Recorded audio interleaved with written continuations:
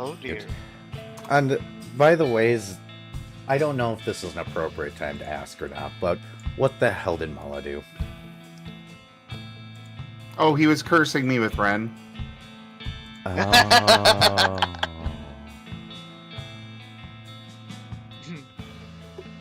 Or attempting to. I mean, I still rolled very well, but Dim tends to have very good luck anyways, so...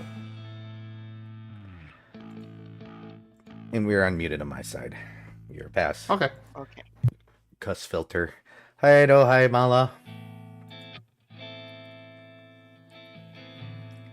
Yes, because after I timed you out, you decided to go and play a card to get around the timeout, Mala. Oh.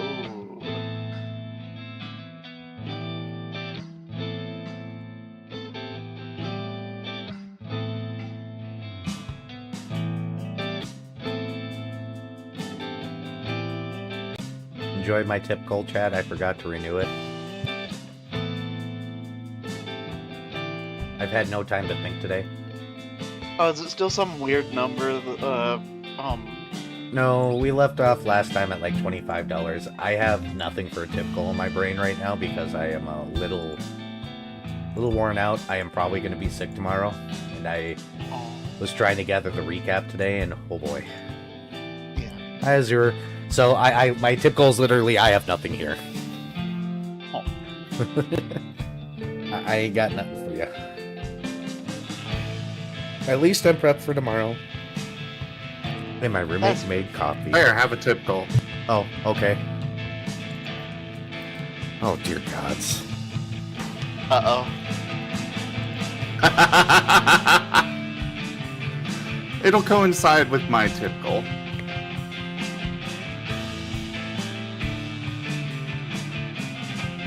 I will be. I know my roommate's just been really sick all week. So it's kind of been unexpected. I'm just glad I made it to Friday so I don't have to miss work.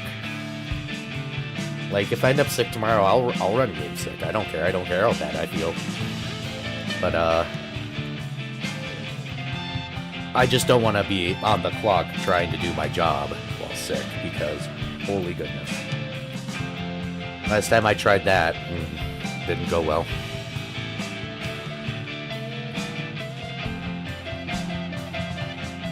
Alright, I haven't posted around, but we're just doing Chapter 1 recap to start, so I'll start posting around while you're doing that.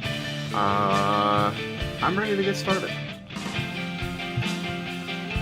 Alright, and Viv will just pop in when he pops in. Yeet. Yeah. And hopefully Anko as well. Yep, let me pop a note in Wild Traditions.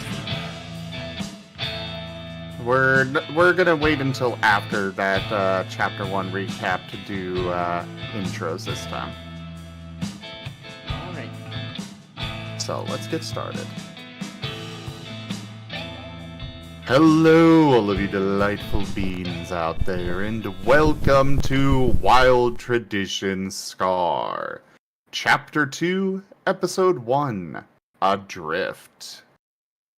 This is one of our Pokemon Tabletop RPG campaigns being run with our custom SCAR system, or Stories and Creatures in Alternate Realities. This system is available for open playtest on our website as well as on on our Discord as well as on itch.io. Take a look at it, let us know what you think. For now though, we are going to do things a little differently this week.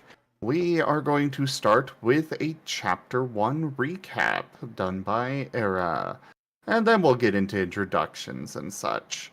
So I'll turn the floor over to Era. Hello. So just as a minor heads up, I could not in any possible manner ever in my lifetime recap the entire season and capture everything. So I do encourage each and every single one of you to go back to either Zim's, mine, or Ren's YouTube channels. I don't know if Ren has a YouTube, but either mine or Zim's YouTube. Not. Gotcha. To watch the full season, because I'm pretty sure there's a couple of mix-ups in here and there are missing details. There is a lot that happened. With that out of the way, All right, with that out of the way, and my roommate bringing me food now. Of course. Yeah, we were being very what's the term for it? Wishy-washy in what we wanted to do for dinner tonight. So we only decided like 30 minutes ago. To start things off, it was just another day in Hunsport. The town bustled with the mundane, everyday activities. The only thing that set it apart was the preparations, a party for the return of somebody important. Someone who had been gone for a while. The party master, as boisterous as ever, was organizing away. It was no surprise Enjoy your stay. It's no surprise he wanted to go big. The Viper Narashi, being in town today to sell some of her recent wares, from her own work, found herself to be the first approached. The offer is quite simple: 100 gold for the 100 gold for the only thing that would complete this party. Borzilla, a fabled, oversized boar out in the woods. By chance, Osmond the Minichino, a forger by trade, was also nearby selling his recent gatherings at a store, and was quickly looped into the quest, along with Rain the Weasel, a local medic. Neither of them were even given a chance to say no. Of course, enter our favorite little Evie, the rambunctious, if not dim-witted, Nova, always wanting adventure. Once again failing to sell one of his precious finds. Hint, it was just a rock. Just a rock. Whether wanted or unwanted, he quickly slid into the world of it, or slid in at the word adventure. The party's master himself approved of this and sent the group off, asking for a minor favor. They stop at Gerald's on the way to make an order for him. Oh boy. Well, a job's a job, and so the four started on their journey. The first stop was Gerald's. Before they even got there, however, certain spooks spotted the group filled with some of his favorite targets. Seizing the opportunity to give them a bit of a scare, as spooks do, the Pucciana couldn't help but butt in. Upon finding out they were leaving town to go on a hunt, he decided to join the group. He badly staged it, pretending he just wanted to mess with them. It had nothing to do with one of his pranks landing him in hot water, causing him to need to lay low. Off to Gerald's, they went making the one stop they needed before going on their grand quest. Osmond and Spike decided to stay outside, leaving Nova, Rain, and Narashi to go in and complete the task. The group was unaware of this furniture store's, shall we say, quasi-magical, space-bending, logic-defying, backroom-esque, borderline Fey nonsense interior. Instantly, what should have been a simple stop and place an order turned into an ordeal, to put it lightly. While on the outside, Spike rapidly set up a trap elated at the thought of getting Nova with a good one using a simple stick. Inside, however, it took little time for the group to get lost. Nova ran off, Narashi got turned around, and Rain wasn't the least bit helpful. I could go through the events one by one, but just to make it easy on myself here, Osmond, initially launched by the trap unaware, ended up in a drawer. Once freed from the drawer, he ended up stuck behind a huge door. Narashi managed to find their own way out. Nova was sent flying at one point, headbutted a structural support, winning, and then destroyed a bed. Rain, and Spike nearly died a second time from laughter. And once again, I encourage you all to go and watch the episodes because it was a thing. It was a thing. That bed is also where Nova found his Rainbow Wing. Rainbow Wing got because, of course, once all was said and done, finally finished with Gerald's, most of the party swore off the place. There were attempts to warn the workers about the structural damage, but somehow the group managed to get their order in, and they left with no intent of returning to this place ever. Now on to their adventure. Borzilla awaits, or it would, of course. Fate would have it that the group ran across an odd sight, one that baffled most of them, except for maybe Spike. Hard to tell. The spook is, well, a spook. A cell phone tower under construction with a human in charge of the operations working alongside Pokemon. He desperately tried to recruit the players. He really wanted nothing to do with the human, the group wanted nothing to do with the human for the most part. They only relented after some pushing and prodding and the offer of devices to the group. Was begrudgingly given. Also, an event. Satellite dishes were attached in a place by Crew full of Pokemon lacking the particular technological skills, relying on rudimentary ideas and execution. I guess one can only expect so much. Oh, by the way, Nova fights a tree. The job, however, was done. The quality may be questionable, but it was indeed done. Huzzah! The human kept his word to provide the group with the newest devices. Gateco branded Gate Phone 12s, preloaded with all the contacts one could ever need, aka contacts with the others who already had devices in Huntsport. Not exactly a huge list yet. And, once again, the party was on their way. Side note, Spike sets up 2 PokeTube channels. You can go and subscribe to them at spooky_spike_99 and spook_watches11 for your spooky encounters. I'm kidding, don't do that. They don't actually exist. Unless you have access to PokeTube. You should go make them. I was very tempted. I did not have the time. I don't know what the heck I'd put on there. Just Spike podcasting about war. The animatics. That could be where the animatics go, yeah. I would have to make them. That means you have to do things. Watches that's a YouTube channels that end up taking off and get a bunch of views. Not my actual YouTube. Either rate, so Borzilla, the fabled giant boar, a local legend, notable problem of the woods. One that was described as a huge, powerful, and dangerous beast. One could assume that such a beast was likely massive and strong. Common sense would dictate that such tales are typically longer than, mine. But there is no common sense here, and something the party will undoubtedly prove repeatedly as this recap unfolds.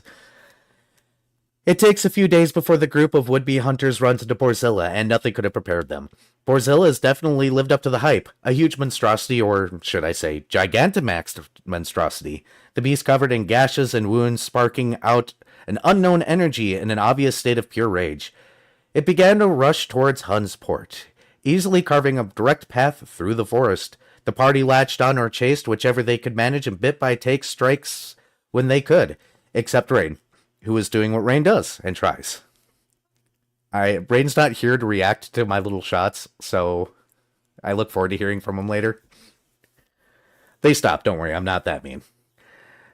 The beast lumbered forward, and a big enough threat to the giant Trevenant by Huntsport took notice. It began sending beams of necrotic energy at the boar. Yes, this big of a problem.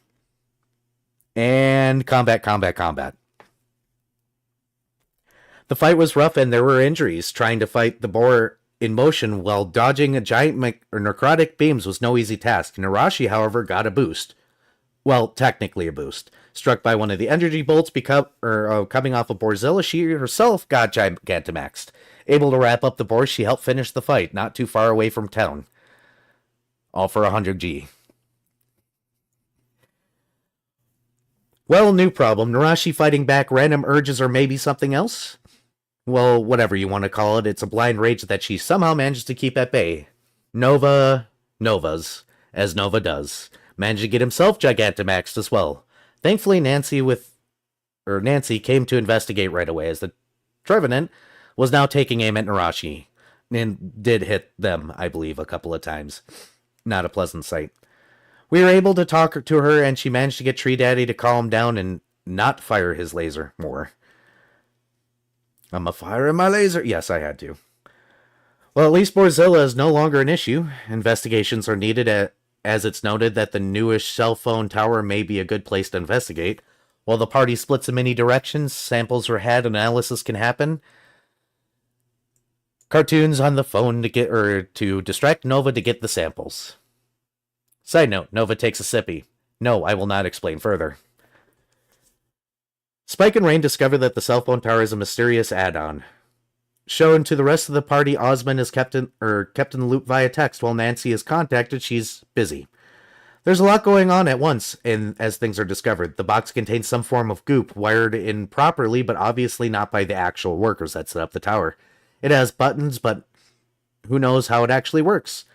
Well, things are rushed, and Narashi and Nova are fighting random bouts of rage, so Spike pulls the cable. Zippity zap zap Eddie. Narashi and Nova were freed from the Gigantamax, or more like everyone was saved from the Gigantamax Eevee, and Narashi got to be normal-sized again. This does not answer anything.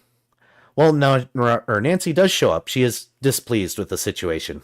But the group decides to reconvene at the hospital. Of course, this is Rain's adopted family, so there is some teasing and hassling had.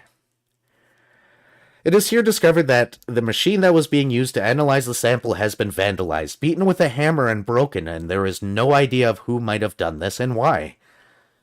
Unfortunately, everyone is hurt after all the stuff going on between the Gigantamaxes, pulling wires, explosions, everything else. They have to actually strap Nova down to a bed to keep him from continuing to watch the machine that he was told to watch. And this is when we get into that whole situation where, the fake dating stuff with Rain and Spike happens, and they end up in a room, and then there's the dog bowl situation, and the leash happens, and at least we're able to finally rest and recover. Now, Nova does inch his way out of the room, even though he's strapped to a bed to go watch the machine. And we all kind of slip out of the hospital, one by one, in various ways, for obvious reasons, and we're not going to discuss the Tunnel of Love incident. Yay, festival! We get 100 coins and get paid, so we get to go and do some games. Games. It is your average festival. I welcome viewers to go and watch it.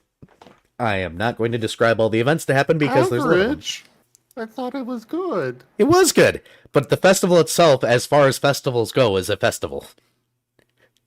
AKA, I'm looking for excuses to not go into details about the different games, because I remember there was chess, and I remember there was, like, the just Test win. There was the test of strength. Yep, the test of strength was just win. Just win. Just win.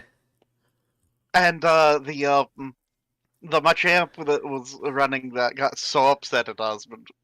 It's because Osmond cheated.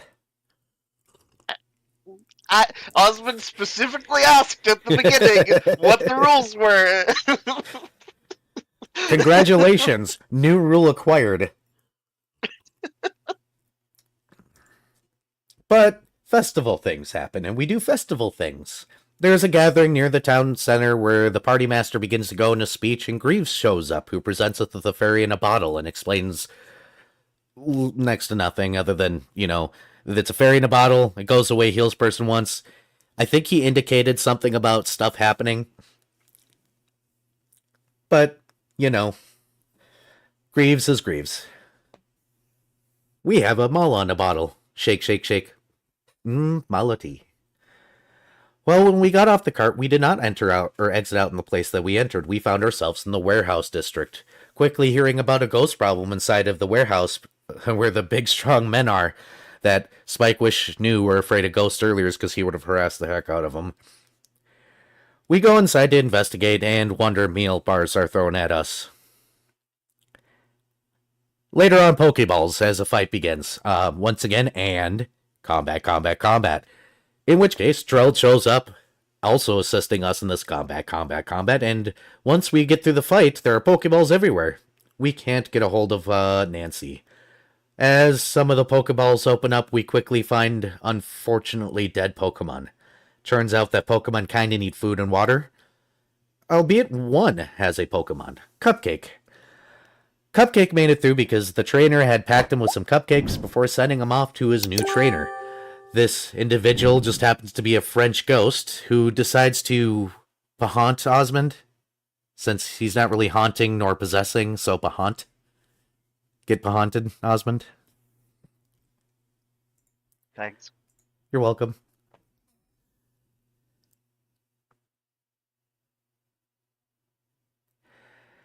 Well, as we get out of there, we end up leaving everything in Gerald's shoulders, because he says he'll clean it up and talk to Nancy whenever she shows up, unable to reach her. It is this point in time the ship with Hund and the personal guard shows back up, and the first time that Rain sees his brother.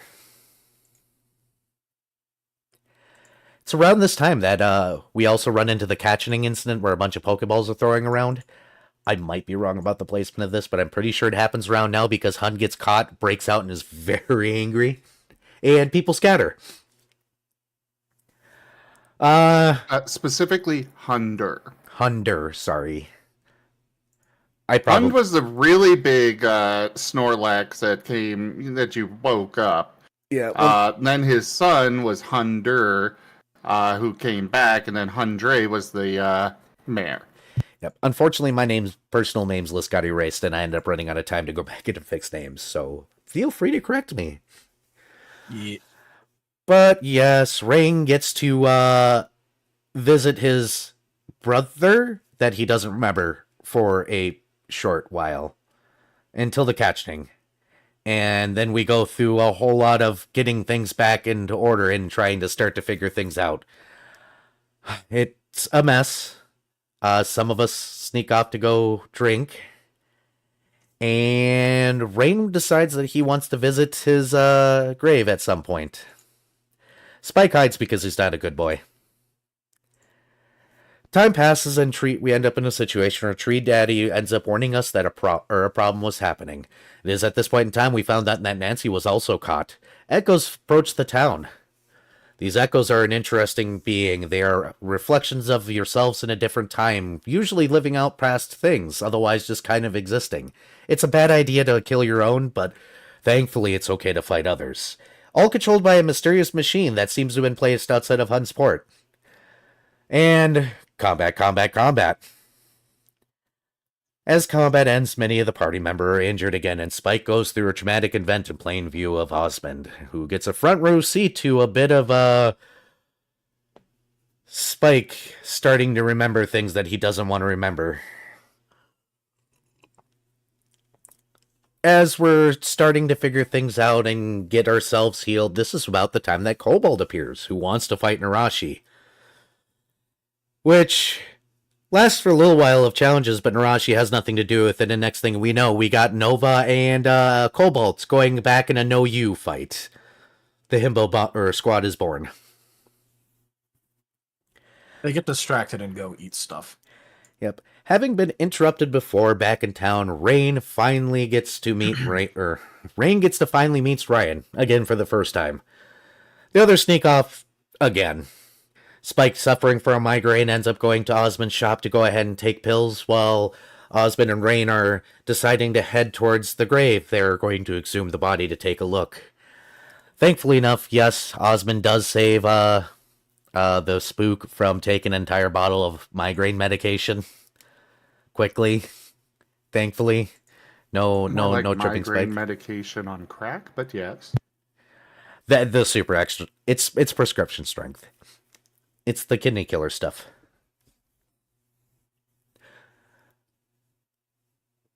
And I know you said kidney, but I for a second misheard that as kidney killer. I mean, that kills Kenny. You bastards. Yes. And yeah, you guys went off to get food. Both Nova and Cobalt end up going off and getting food because the Himbo ship has born. And I think Narashi just kind of went off on her own. Yep. Around this time, ships show up in the port, and things start to go. Or nope, I skipped ahead. Rain needs to see his body. They have exhumed it, and as they show up, well, the bones didn't go home. They are definitely still there. There is a sample taken. There's going to be a DNA test later. But we gotta kind of address the everybody floating on incident, where a lot of us turned into floatzels and or weasels, and Osmond and Spike got launched out of his parents' home because trespassers, and we all kind of made our way to the clinic to figure out what was going on. There's the whole Spike and Rain getting locked in a room. Yeah. Go watch the episode. It's funny. Oh, there was the Nova trapped in a bed. Yep. That was fun. That seems to keep happening. Not sure why. It could have nothing to do with the fact that we can't leave you alone for more than 30 seconds without you headbutting something into oblivion. Couldn't be. No, I don't see how that could be a problem. Not a problem. Means no. Okay. Before we get a copyright infringement here. This is around the time that the ocean invasion starts. Ships show up in port and start causing issues. In the meantime, wanting more information for our friend, the Weasel, we finally go to a psychic that was mentioned to Spike way earlier when he was kind of in trouble and, cleaning up a shop. Minor side note, he didn't end up going. There we find out that, Rain's mind is kind of blocked out, and matter of fact, the psychic blasted the psychic completely out of Rain's mind, preventing her from doing any investigation. And despite much protest, she turns her attention to Spike. Trauma. Turns out Spike had a human. This was kind of discussed before during the fight with the Pokeballs, because the Pokeball said as much, but this confirms that he had a human named Sam, that he still cares about somewhere deep inside. Spike's not having a good day. Meanwhile, Nova's invisible to the psychic. Who would have thunk? Not Nova. Same brain cell. With their heavy hearts, the party leaves the psychic shop, about to go on their separate ways and start to figure everything out when it happens. The bomb. The nuclear bomb. Dropped on the city and everything starts to go to hell. First and foremost, Tree Daddy is dusted, and panic hits the streets harder than it did during the catching. The medic center ends up damaged, a lot of people are freaking out, and that's where we decide to go, was to the medic center. And here is where we find a secret tunnel underneath the medics. Turns out, Flo and name, brain's dropping the name. Flan and Sarah. Flan and Sarah are down there. It seems that they've been doing secret experiments. Oh, we confront the doctors and call them out, and they agree to drop some of the experiments, but explain that they were doing this because they needed to wake Hund. Not necessarily the best thing to do to experiment on the town where you're supposed to be medics and there's people that need help, and you shouldn't really be messing with the electronics you don't fully understand, but who am I to judge? I'm just a spooky Spoochiana, or in this case, a shadow dragon. I don't know what I am right now. Please help me. No. Somewhere in the... What was that? You said, please help me. I said no. Understandable. Have a nice day. At some point in time, Tree Daddy calls out to Spike, who sneaks off to where the Trevenant once was, and becomes a daddy. You're welcome, Gib Gab, for the Empreg.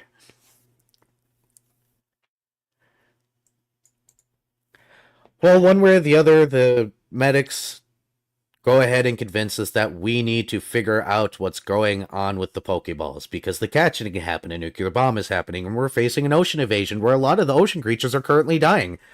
Oh boy, thank goodness for Whale Lords, and thank goodness for Legendaries, because Mew is currently saving us from the nuclear bomb with the giant pink shell that they've been holding over the nuclear explosion while entering the fight. Everything's going very quick at this point, by the way, if you haven't noticed by my very messy notes at this point. When we're about to leave, we realize, oh shit, Cupcake. We manage out to the inn where Cupcake has been left behind, currently bruised and battered and on the verge of death themselves, and we get left with a very difficult choice as Mew crashes nearby. Cupcake is not in a good position, and we had to make a decision. We could either use the ferry and take one free win and raise either Cupcake or Mew. Well, we did make a choice, and we chose Mew. We did go ahead and ferry the Mew, and I'm keeping that phrase, which allowed Mew to get back up and get back immediately into the fight as things continued to escalate.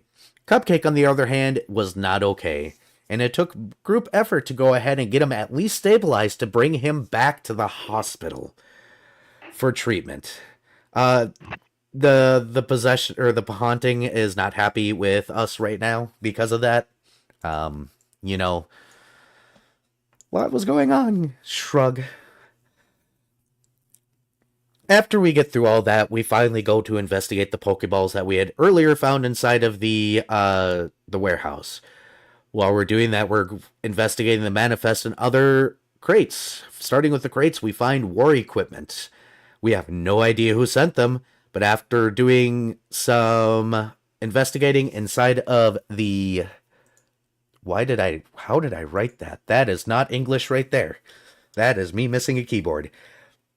More or less, we ended up in the office and we went through the records to figure out who ordered all these things and found out that it was somebody named Norton. Norton, an individual that runs the local, as I lose my place, runs the local military surplus store, known to be crazy and a little bit insane, has a habit of fulfilling his own prophecies, including an instance where he foresaw snakes and people dying from snake bites and ordered the snakes to make the anti-venom, but the snakes came in and got released, and this is why nobody checks his stuff anymore. Yeah. Some of the party do also locate one of the bunkers that's hidden underneath the warehouse and goes down to talk to the survivors. We decide not to take any medical supplies, but Osmond very much scares the living heck out of the survivors that are trapped down there. Oh boy. He tried. This is why you don't give the social thing to the forceful teamwork individual. We may need a gif of Osmond shaking somebody screaming, "I'm going to help you." You are being assisted. Do not resist. Slaps Bone back into place, all healed. And then we decide now is the time to head to Norton's himself. As we get there, we're met with a building that is obviously a military surplus store surrounded by mines. Mines that Nova immediately steps on without thinking. While we try to slow him down and tell him to go or stay still while we figure out what to do next, Nova, of course, with his just win mentality, therefore must just win, and jumps and explodes. So once again, we don't need to really go into details of the party shenanigans here at trying to save Nova and how long that took, because oh boy, oh boy, oh boy, oh boy, oh boy. Needless to say, we do, after a little bit too much work, manage to stabilize him, and Narashi, Rain, and Cobalt bring Nova back to the hospital for immediate treatment because, oh boy, oh boy, oh boy, he just stepped on a landmine. Turns out, Evie versus landmine. Landmine wins. Remember this, Nova. Please remember this. But Nova lived, and the landmine doesn't exist anymore. Evie Victor. Oh boy, oh boy, oh boy. Leaving Spike and Osmond behind, they investigate the inside of the shop and take a few supplies for themselves, but not without recourse, getting the attention of Norton, who is currently hiding in a bunker, watching everything from below. Spike crazies his way in. That's the end of that statement. After a lot of crazy disposition, Spike begins to realize that the things that Norton are saying aren't necessarily untrue. And there's a lot more to this than meets the eye. Already knowing about the secret underground tunnel and some of the stuff going on, it becomes apparent that Nova has been trying to help this entire time. Spike presses and finds out that there's a VHS that he and Osmond do obtain. Norton was trying to help. Yeah, Norton, sorry. Norton and Nova. Norton was trying to help this entire time. Sorry, lots of words. We are roughly halfway through my bulleted list. Nice. Yep. So Ray, Narashi, and Cobalt have gone to the clinic. Nova is currently getting healed in the ER in the back room. Spike and Osmond, after receiving the VHS, go ahead and attempt to follow, only to see a warning that Norton gave. Rain's brother Ryan with one of the metallic collars entering the door, and they rush forward. And the brothers fight. And combat. I really need to put that like on a mug and a t-shirt and a bumper sticker and one of these days. If you don't hurry up, I'm gonna beat you to it. I've been having trouble deciding on a font. Literally. I've getting there. Unfortunately, during the fight, Rain continued to speak and kept on drawing Ryan's attention, the caller making him want to kill Rain hard. And Rain unfortunately passes. Well, Nova has the Punch rainbow. through the heart. Yep. The good news, Rainbow Feather exists, so they shoo everybody out and give the Rainbow Feather to try and set up a ritual to raise him. And yes, there is the whole Nova will not leave Rain's side because everybody else is like, there's a war going on outside and everything's kind of messed. And F's in chat, please. Not that they don't have feelings about the situation, but everything everywhere all at once all the time. This isn't a movie. The party ends up heading towards Osmond's parents' house. They have to get through some traps, but are met with goodies. It seems that Osmond's parents left out for them. They do decide to stay the night, and the VHS is watched, and yes, indeed, like suspected, Norton was avidly trying to help. He had gone to the mayor to explain the oncoming trouble, and the mayor, the child mayor, was playing Poke Night and not paying attention and shouting at his game, which Norton mistook as orders to act, and so he did. Let's add another tick mark to the town being stupid, and well, we watched that. Haunted TV. Did I mention that Rain's dead? Well, Rain's dead. We had gained a new party member, Ziggy, that was accompanying with us. I almost forgot about him. Wait, who's Ziggy? No one else remembers, so what does it matter? I don't know why I wrote that here. I don't know who Ziggy is. I just don't know. Well, in the morning, Spike wakes up to a rain. Surprise rain. After some discussing and Notably, snuggling the rain. yeah, well, being snuggled by the rain. Surprise rain.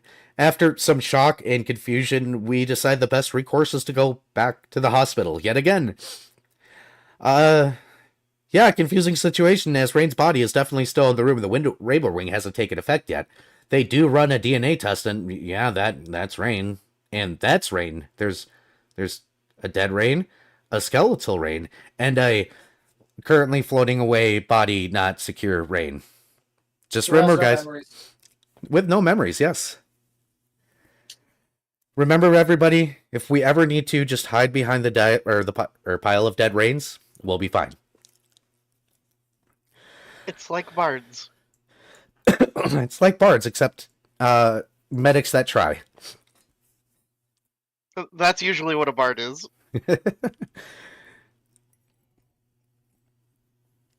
Rain is going to be having several body problems for here and has no memories.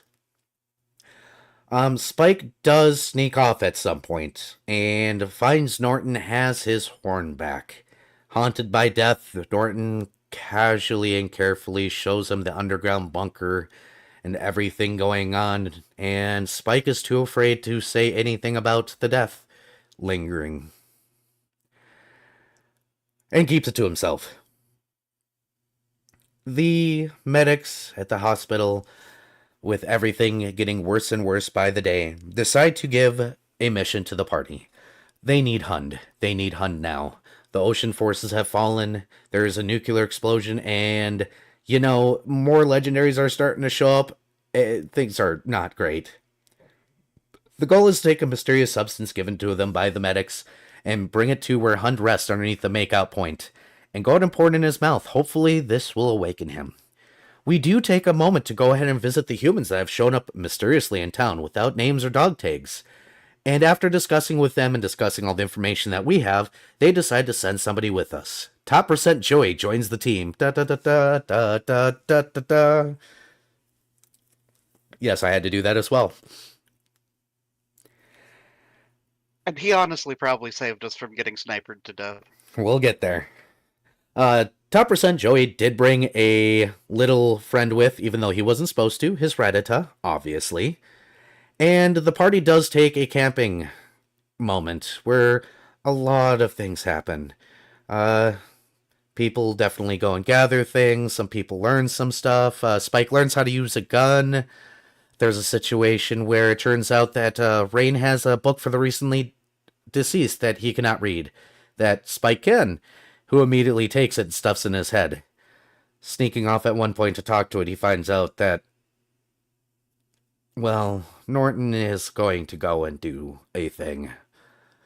Not quite in those words. I believe Narashi learns better wood carving from Joey. I think the ghost inside of Osmond helps him cook better. Nova novas and learns how to spin before headbutting. And Cobalt also learns a little bit more about fighting himself, if I'm not mistaken. After Nova learns in each. Yeah, just haven't got a chance to use it yet. Not yet, but one day. On our way, we finally make it to the cave, where immediately we are ambushed by a sniper. Well, God, not God. Why is my brain totally... Arceus? Thank you. Arceus doubled the damage, damn it. What do you want from me? Nova doesn't die yet again. As we're dodging bullet fire and taking cover, Joey is currently hit on his shoulder and has to bandage himself up. As the fight goes on, Joey eventually raises his gun and undoes this man. This is not a shortcut. This is just the truth.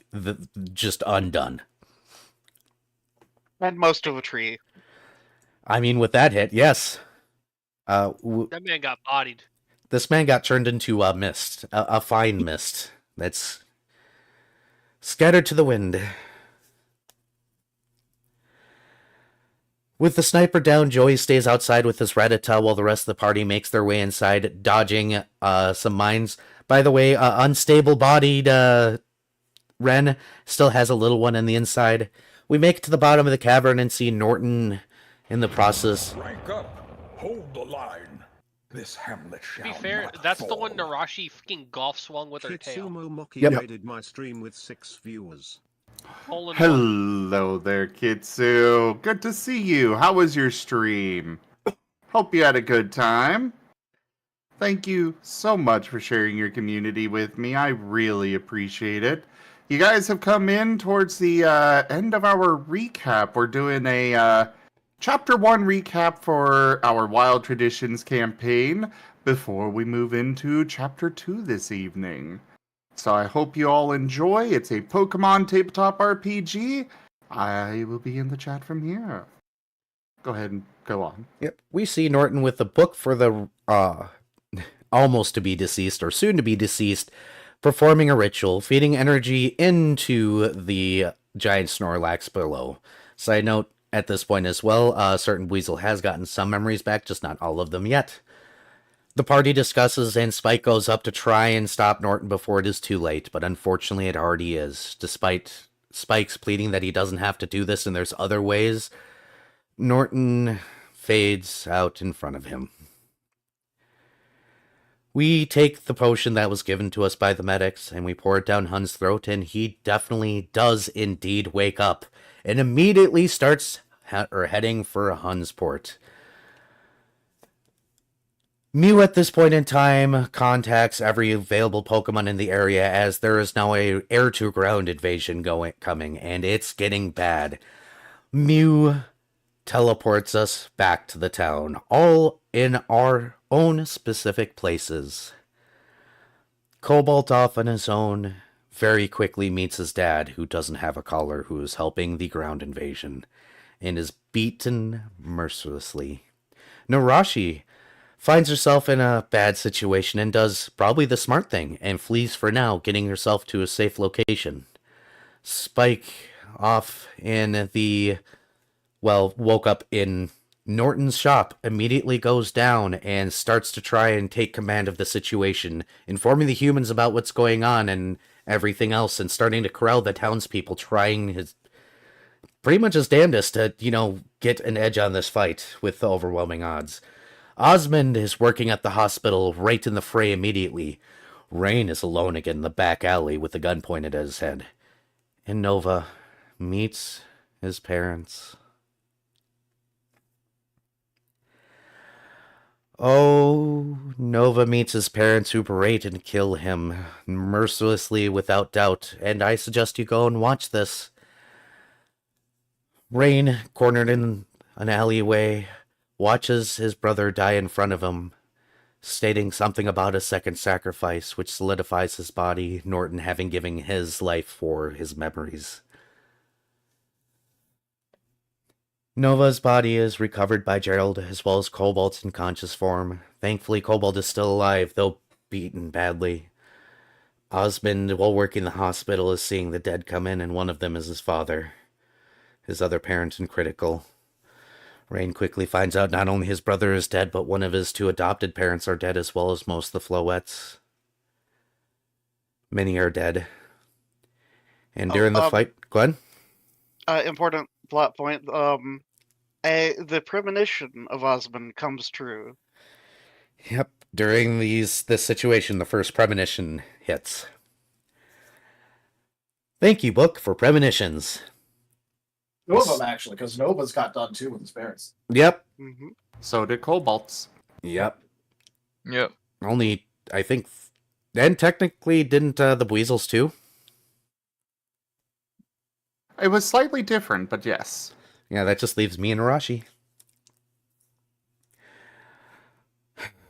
Back in his bunker, Spike loses his cameras and his intercoms one by one as the opposing force starts to figure out what he's been doing and starts to shoot them. Left by himself after seeing everything, Spike breaks down for a brief moment before charting around and deciding to summon himself, well, technically a fiancé now. He has an argument with Death himself, Yvettel, with no real edge to have or ground to stand on, ultimately ends up giving himself to whoever the master is at Gateco. Warned to maybe stop and save Sam along the way. On the outside, the group is having a hard time choosing who to save. Time has been stopped, a present from Gerald, and they're arguing about who to raise. A present from Greaves. Or Greaves. Yeah. My goodness. This is a bunch of pages, so I apologize. Present from Greaves. And while they're arguing about who to raise, the options being Nova, the medic that is down, Osmond's dad. They're flipping a coin that would have given an answer, but that's way too easy. Fate has other plans and erases the coin's faces, that way we can't tell which way is going. Spike and Norton show up, Norton freezing immediately. Spike reasons that the best idea to do is to save the medic because the medic can help the most people. And we initially set it up, but we set it up unfortunately wrong, and we all go to sleep in this time stop, only to have a giant knife twist. Nova, apologizing for being bad and everything, causing both Rain and Osmond to freak out, run and grab the supplies, and choose to raise Nova. Upon his awakening, Time comes back, and Nova has a complete breakdown from the things that he has been having. The party does their best to reassure them. Most of them, except Spike, getting close, and they have a heartwarming moment. But this can't stand forever, because unfortunately war is still happening, and we just can't win with overwhelming odds. We all find ourselves getting tossed on ships. Gerald's ships. Apparently this man has airships, not just, an SCP building. And we leave as the ships are bubbled, and we are going to flee, watching the rest of the wilds fall. But the bubbles break, including the one holding back the nuclear bomb, And all the ships fall out of the sky one by one, heading towards the water. As stated at the beginning of this, I probably missed some notes and didn't necessarily get everything in the right order, so I highly suggest going either to my YouTube or Zim's YouTube to watch the first season. There was a lot of stuff I skipped to keep this from being of entire episode, including a lot of good jokes. Oh, there's so many good jokes. And a lot of good Saturday morning cartoon antics. And a lot of heart-wrenching moments. And thusly, that ends Season 1. Zim, I hand you back the mic so I can take a breather. Well, first off, we do have the some art of the airships. Whalor. It's spectacular. Yeah. Yep, let me grab it. I'm getting here. I'm getting there.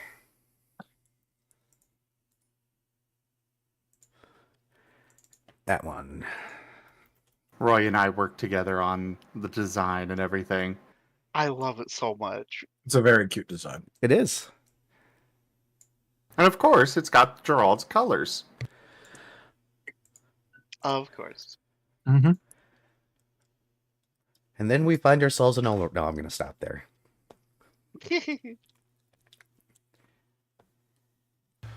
So, at this point, we'll go ahead and do introductions. I, of course, am Ra Zim, and I am the storyteller for this campaign. I am the one orchestrating all of this wonderful stuff that keeps happening. It's a great time. And also new with this campaign, we've got the new border for Chapter 2 here, as well as we also have a new thumbnail, so... Woo. But, you know, you can see those on the YouTube and such, or the Discord, or whatnot. But either way, I'll pass it over to Cobalt. Hello, my name is Octa, and I am playing Cobalt, the roughest, toughest real around. And I am a basic type. And bring it over to the to Narashi. Yes, hello. I am Viv. I play Narashi. I play a snake. A snaky snake. One that is very angry at God. And anything that remotely resembles a god right now. They double the damage. They didn't triple it, therefore they don't love me. Best part is that tripling just would have resulted in him being more negative. He still would have lived. Hilarious. So next time we just gotta quintuple the damage. There is an animatic. It's on my YouTube if y'all want to see it. But yeah, I'm Narashi is poison nature, so standard snaky snake, and yeah, on to the Eevee. Hello, I am Taldirus, and I'll be playing Nova, the basic type Eevee, who is definitely mentally okay right now. Totally. Onward to Osmond. Yeah, I'm Vari, and I'm playing Osmond, the basic nature type Minchino. Just a little guy, and also definitely also in a good place at the moment. Definitely not shaken to the core or anything like that. Definitely not. And since we currently have a absent weasel, Spike, you go. Hello, I am Drunk Dragonera. I am playing Spike, the Spooky Poochiana, Shadow Necrotic type. And I don't know what his mental state even is at this point in time. I think we can describe everything as trauma at this point for a lot of people. Yes, trauma. Yeah, that's very accurate. Instead of combat, trauma. And speaking of me having done the recap, I didn't get interrupted by this.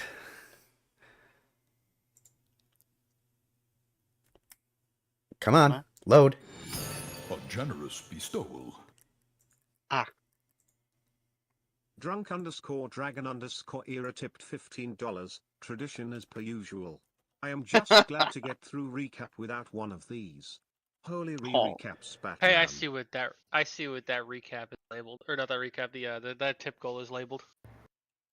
Yes. I knew Thank it. you for that tip, Era. That's the I first was tier of the right. tip goal completed. Oh no. I knew I was right. Era also has a tip goal on his channel that coincides with this one. Yep, I have a warehouse. You don't sound happy about that for some reason. Sips coffee. Warehouse. So, anyways, a banner unfurls from the ceiling reading Chapter 2, along with confetti filling the theater. Greaves is standing on stage, a wide smile on his face as he takes a deep bow and speaks. Welcome, one and all, to Chapter 2 of Wild Traditions. You have made it past that gruesome first chapter, and now we find our Pokemon adrift in the wide open world. Sadly, the starboard engine has been destroyed, and they find themselves in the middle of the ocean with no land in sight aside from Judgment's Peak going high into the sky. But it is fine. Their ship was not really made for sailing, but perhaps they could find a solution of some kind to get control of where they go outside of simply drifting along. Let us see what happens. With that, the lights dim and the book opens to the next chapter. Thanks for the You tip, all- Tal. Recap celebration. Yes, thank you for that wonderful recap. It was like an hour recap. I could give him a tenner for that. Yeah. And this is with me running out of time. At one point, I ran out of time, so I just started bullet pointing things. With Key's help, Key was a great help. Thank you, Key. Thank you, Key. Thank you, Key. Thank you, Key.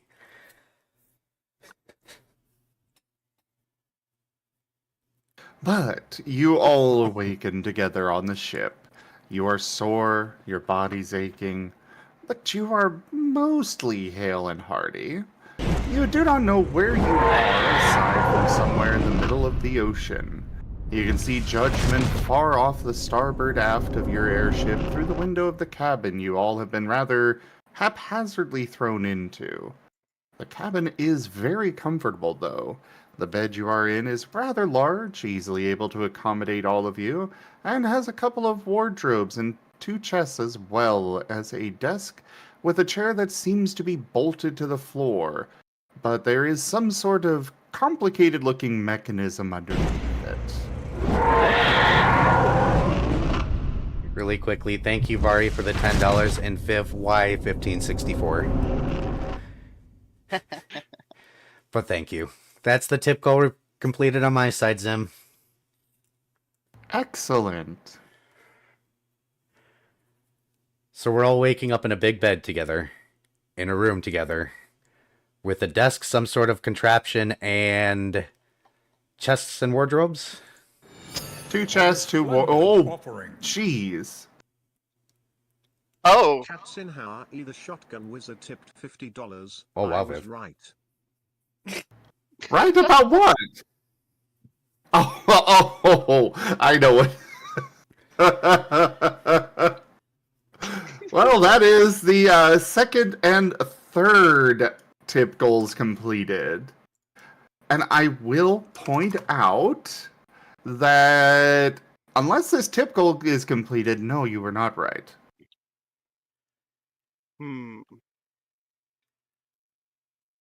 I'm going to let you all roleplay for a moment because I do need a second to use the bathroom after the recap. Yeah. Yeah. Yeah. Sorry. Oh. Oh my god, Viv. You really...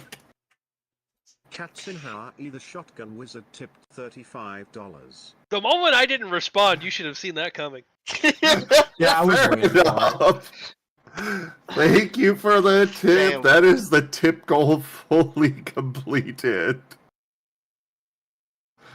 I was Oh, actually yeah. in the middle of about to say, well, I'm surprised that tip goal hasn't been completed yet. Yeah. Because I To fully be fair, expected you to the just only reason reopen I the didn't wallet. the only reason I didn't hit the full amount was because I didn't know how much it was gonna be. Well, I mean, it's it does say it's full there. listed. Yeah, it listed 100 is full. Oh, it didn't say that for me. 'Cause Oh, I didn't. well. I didn't It's say it. literally on the It's on the screen. screen. It's on the screen. Well, I mean, before I don't know. The thingy on my end wasn't saying 100, unless I was just misreading it. Well, you have to read the full because No. it requires updates. Well, yeah, but when it was just on the 1 out of 4, it wasn't saying 100, so that's why I didn't Yeah, it was. tip. Yeah, it was. Was it? Okay, No, never it mind. wasn't showing. Oh, it wasn't. He's Okay. referring to the total amount for the tier. Yeah. Oh, okay. Oh yeah. Well, I was Oh. talking about the top thing. Yeah.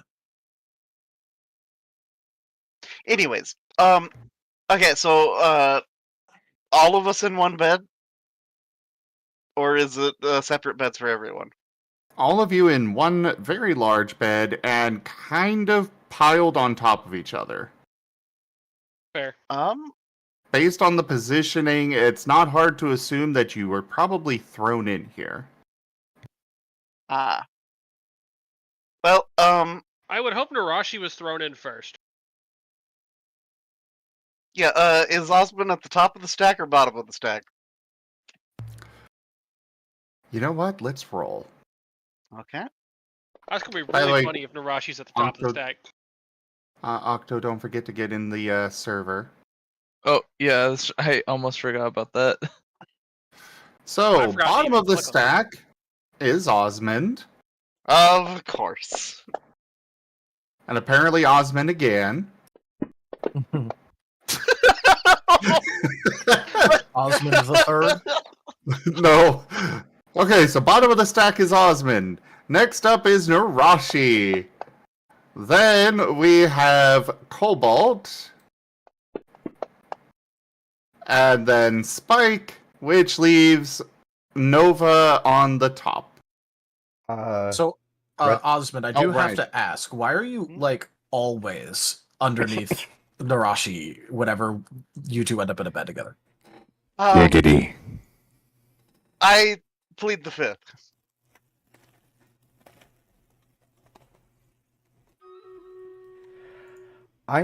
But yeah, I do believe Osmond is going to try to force his way out of the bottom of the pile. All right. I'm just Give gonna me phase out. athletics.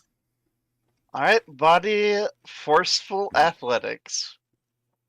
So where's Narashi in this pile? 5, 6, 7, 8. You are below everybody except for Osmond. Osmond is below you.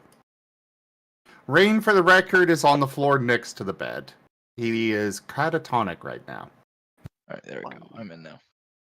2, 3, 4. What about Norton?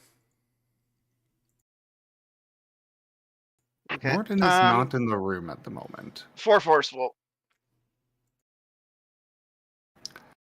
Yeah, I'm sorry, but there's no way you're forcing your way out from under this many others. Yep. So Osmond doing the panic struggle. Does that wake Narashi up? You all awaken at the same time, so you are all awake. Does Narashi even notice the tiny mouse thing struggling? I'll leave that up to you.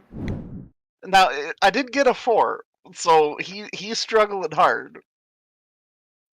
Does that? I think that hits. I think that is enough for Narashi to know. Double. No. You needed a 5.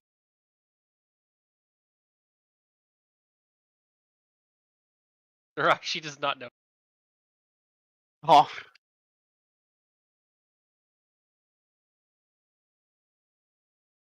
But So yeah, you're you are clearly in a rear cabin on this ship.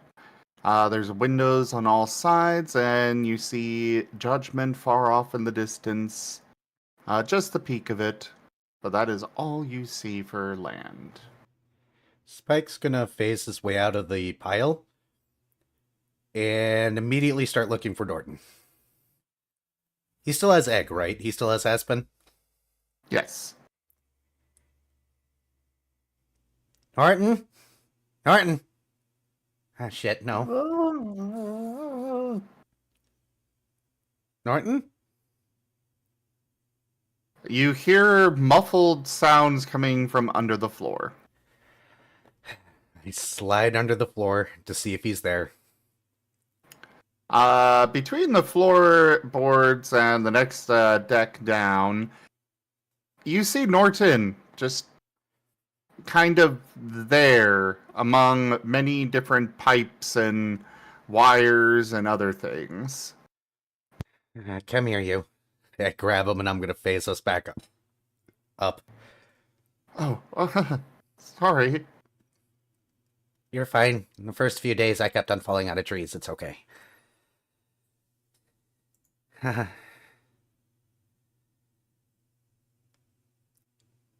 Anybody remember what happened last?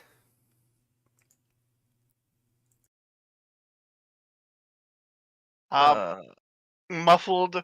Let me up. I need to get to mom.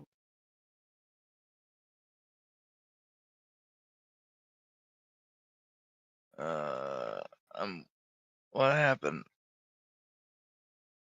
You got your ass beat. Yeah, I feel like it. Narashi, I think I see Osmond's tail underneath you. Narashi blinks. Nova will just kind of like roll off of the big pile onto the rest of the bed. Or alternatively onto the floor. He's not sure, but he's just gonna like get off of the It would be pile. onto the bed. The bed is very large. Osmond tail go swish swish. The bed is, like when I say large, it's 30 feet square. Ah, okay. Thank you for... Viv! I didn't want you to feel left out. Well, thank you, Viv. I appreciate it. Aw. Oh, so Anyway. extra CP? For extra warehouse. Well, considering we've tripled his goal.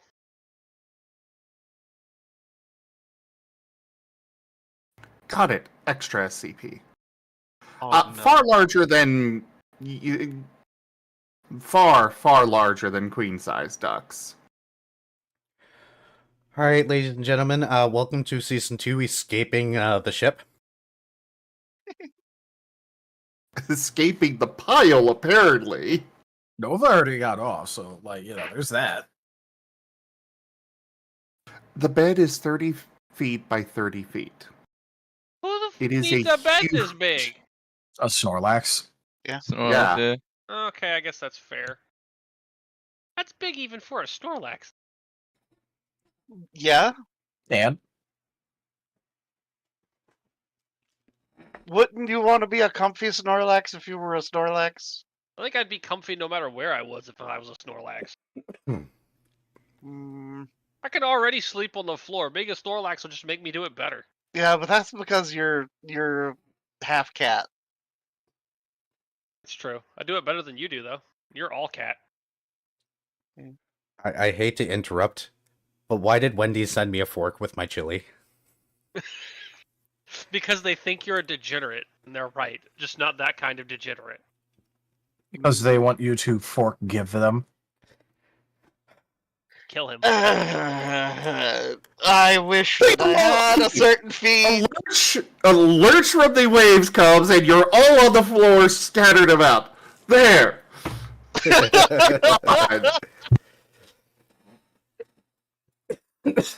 I've successfully forced the resolution of the issue. You're welcome. Osmond. Okay, Osmond hops up and immediately runs out of the room. Okay, bye, Osmond. And he was never heard from again.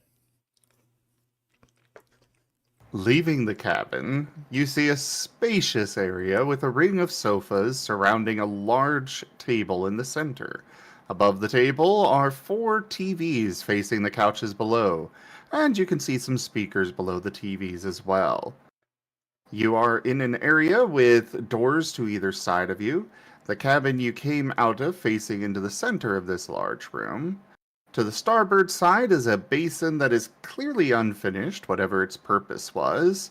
To the port, you find a bar set up, though only half of the cabinets behind it have their doors, and the others are scattered on the floor behind the bar, along with a number of tools and broken glass from one of the cabinet doors having been broken.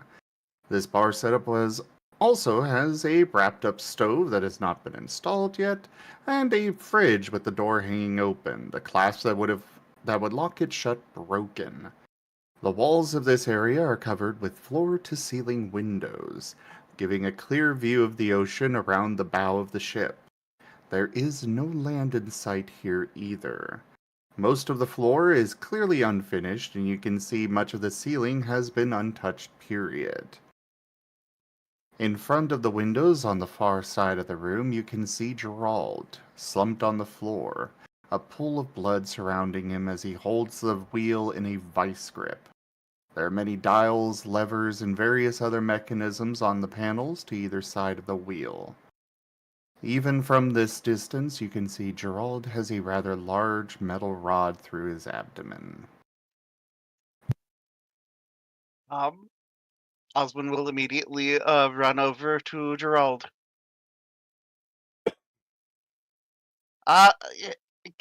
You're hurt. How can I help?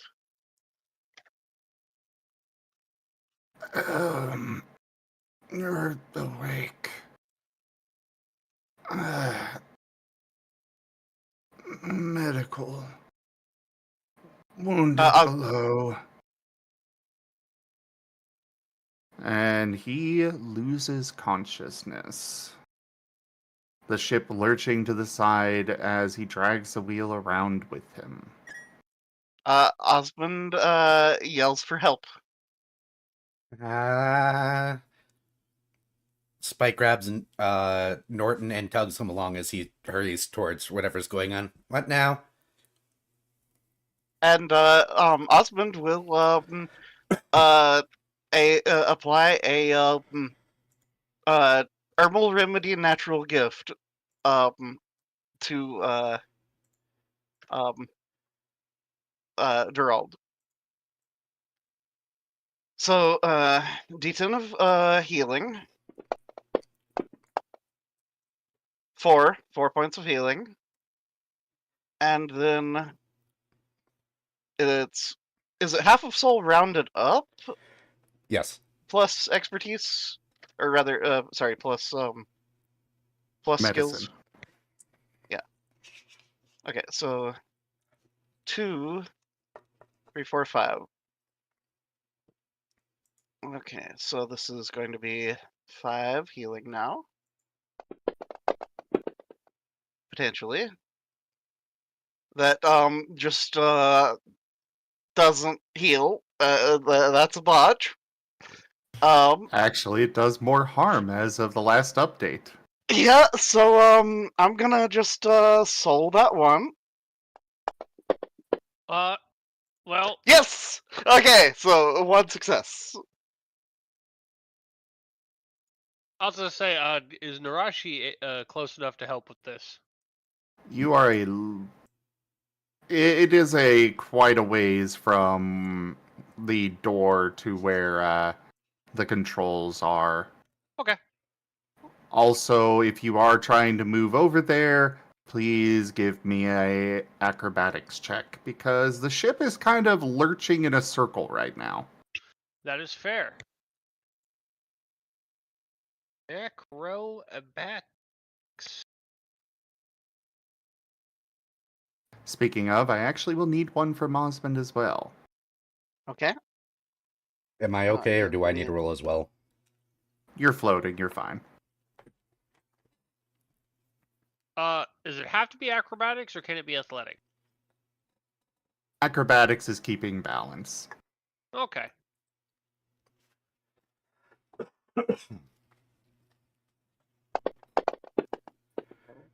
Okay, let me see. Body, Well, body forceful acrobatics. 1, 2, 3, 4, 5, 6, 7, 8.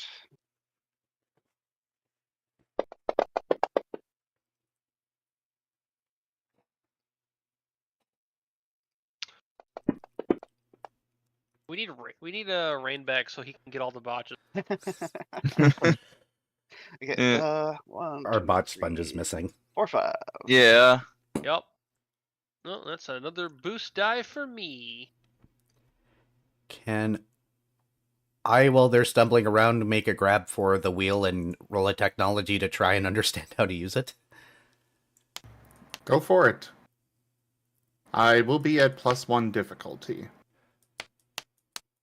Oh, because This there's is a body on it. Uh, Oh, no, the technology is because this is tech that he developed himself. Yeah, this is Oh. custom. Yeah. You know, Fancy. You I might don't just want to think that vigor their matters. sevens. Yeah, I'm No, gonna vigor the sevens. I got a boost die. I'm gonna go ahead. No, I'll just vigor. I'm gonna vigor to sevens. Worth it. All right. You are able to figure out how this wheel works. I It missed. does have Not enough similarities to your rather standard ship wheel, though you see it's kind of got more of a joystick kind of configuration. I will need an athletics check to actually take control of it, considering his arm is still in one of the, in the empty space of it. Oh Oh. boy. Go ahead. Can Osmond assist with that? Yes. Okay, cool. As in that for case- Narashi, you do find yourself flying into the wall, Yeah, or figured. sliding into the wall. She doesn't really Oh. have legs, so keeping balance on something like this is going to suck. I also did need that acrobatics from Cobalt and Nova as well, because it's the entire ship that's lurching. Gotcha. Also, yeah, take 2 teamwork era.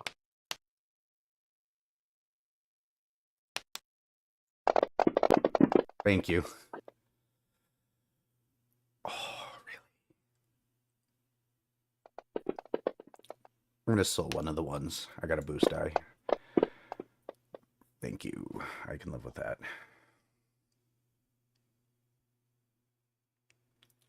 Okay, I got a 2 for me. So we'll just do that instead and save that for now. Nova, did you roll? Sorry, what was I supposed to roll? Acrobatics. He won't The be ship moving is from. lurching. Yeah, he won't be moving for a little bit anyway. But yeah. Well, not on He- his own power. Well, the thing is, he kind of has 17 exhaustion. Yeah, so he's just sliding across the So ground. do I get to roll here? 1, 2, 3, 4, 5, 6, 7, 8, 9, 10, 11. So I get to roll 4 dice. Wow, that's actually kind of surprising. Nope.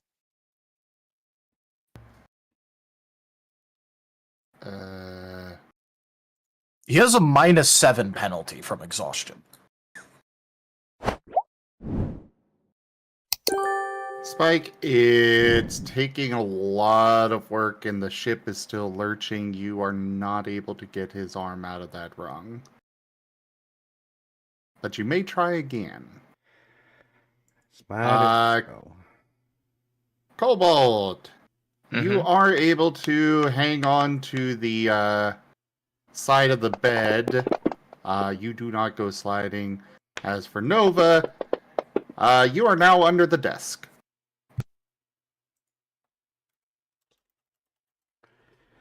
He will just be laying there. With that, you are able to get control of get his arm out and regain control of the ship. I got this. Go ahead and do the healing thing. Uh, well, there's the big problem of there's that big piece of metal sticking through him.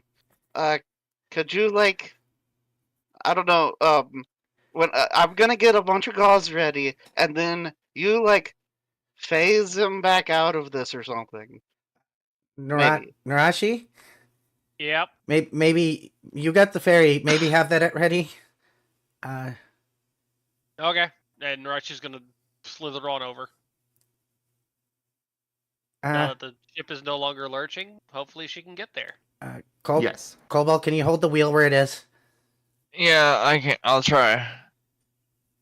I go over and I grab a hold of the wheel and hold it as tight as I can. All right. 3. Okay, give me a minute. Give me a minute. Let me get ready. Osmond just like emptying his med kit, getting like as much gauze and stuff as he can ready.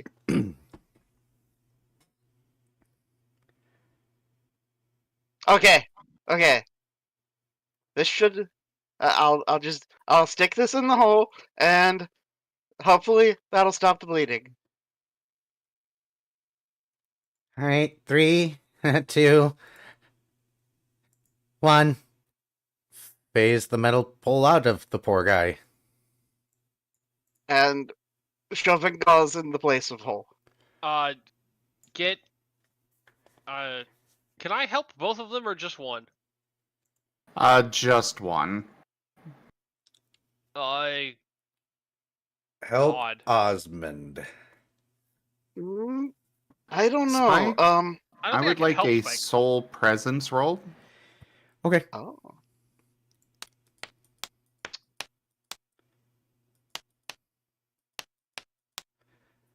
And Yeah. for Osmond, that would be Yeah, a I'll help medicine Osmond. check. All right. Get Osmond get How much? 2. Okay, so 1, 2, 3. This is going to be forceful again. So 4, 5, 6, 7, 8, 9, 10.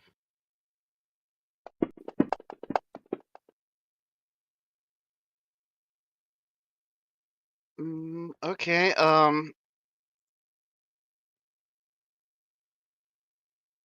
I'm gonna soul that one.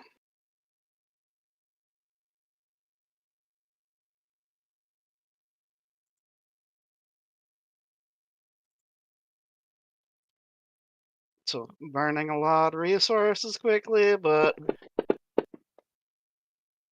Oof. oh The no. dice have spoken. Though, I will Can I point use out one that, of my boost die? yes, I'm gonna boost you that one. can. Yep. Roll again. Sorry. Okay. Which one do I use first? The ones that I've earned from eating botches, or Session dice get 1, used 2, first because Yep. they're temporary. okay? 5. 5 forceful. I help. Thought I boost. I don't.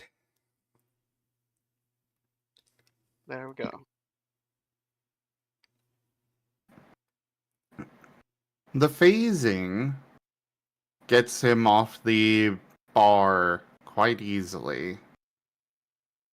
The bar is not attached to anything, so it just clatters to the floor. And in addition, because of that very high success, you do manage to keep blood from just spilling out everywhere. Buying Wow. Osmond precious time to get it patched up and covered up and at least as good to go as you can.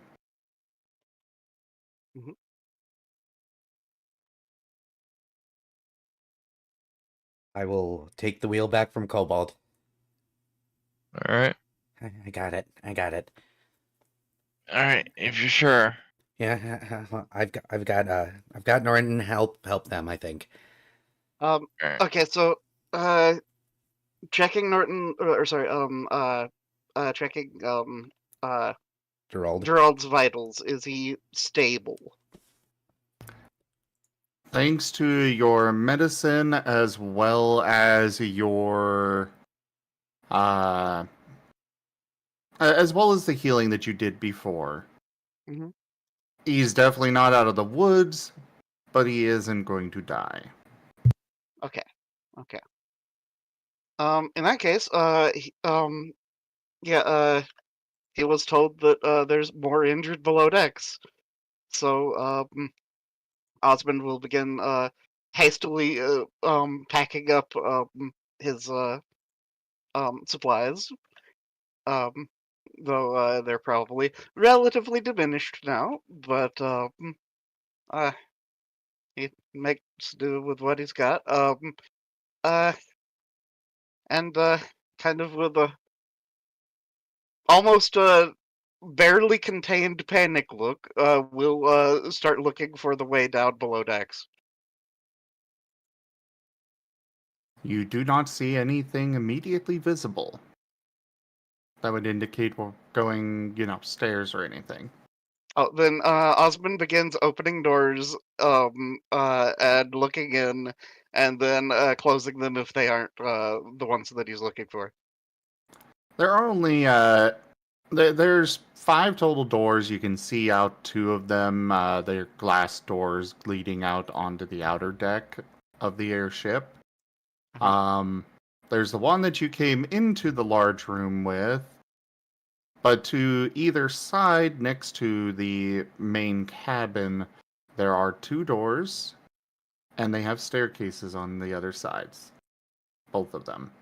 Okay. One does have an arrow pointing up next to it, and the other has an arrow pointing down. Oh, well, arrow down then. Let's go. Both of the stairs on the other sides of the doors are the exact same, for the record. Oh, okay, It's okay. pretty easy to surmise that it's yeah, if you're going up, you should take this staircase. If you're going down, take that one. I see. Narashi, Cobalt, you guys should probably go with him. He's probably gonna need help. Yeah, second that. I'm gonna head over there to him. Is Nova okay? I mean, he's not dead. Alright, that's Norden's going to speak up. I think I've got enough of a hang on this to hold the wheel if you want to go with them. I have no medical experience. I mean, you still helped with Gerald. I guess if you got this, Norton. Yeah, go on. Alright.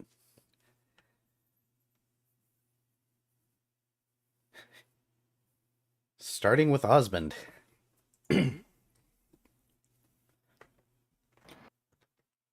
So you're going downstairs? That's where it was mentioned that there was more injured, right? Yes. Okay. The below deck has multiple cabins along the sides, though near to the stairs on to either side are large holes leading lower with similar holes above them, though above they are currently covered, but would presumably line up with being slightly in front of the kitchen and basin respectively above. Oh, cabins so down. cargo what, yeah, okay. Yeah. The cabins down here are not as large, or nearly as large as the one that you all woke up in, but they are still comfortable. You can see through windows into several of them nearby. They all have doors as well as windows that look into the hallway.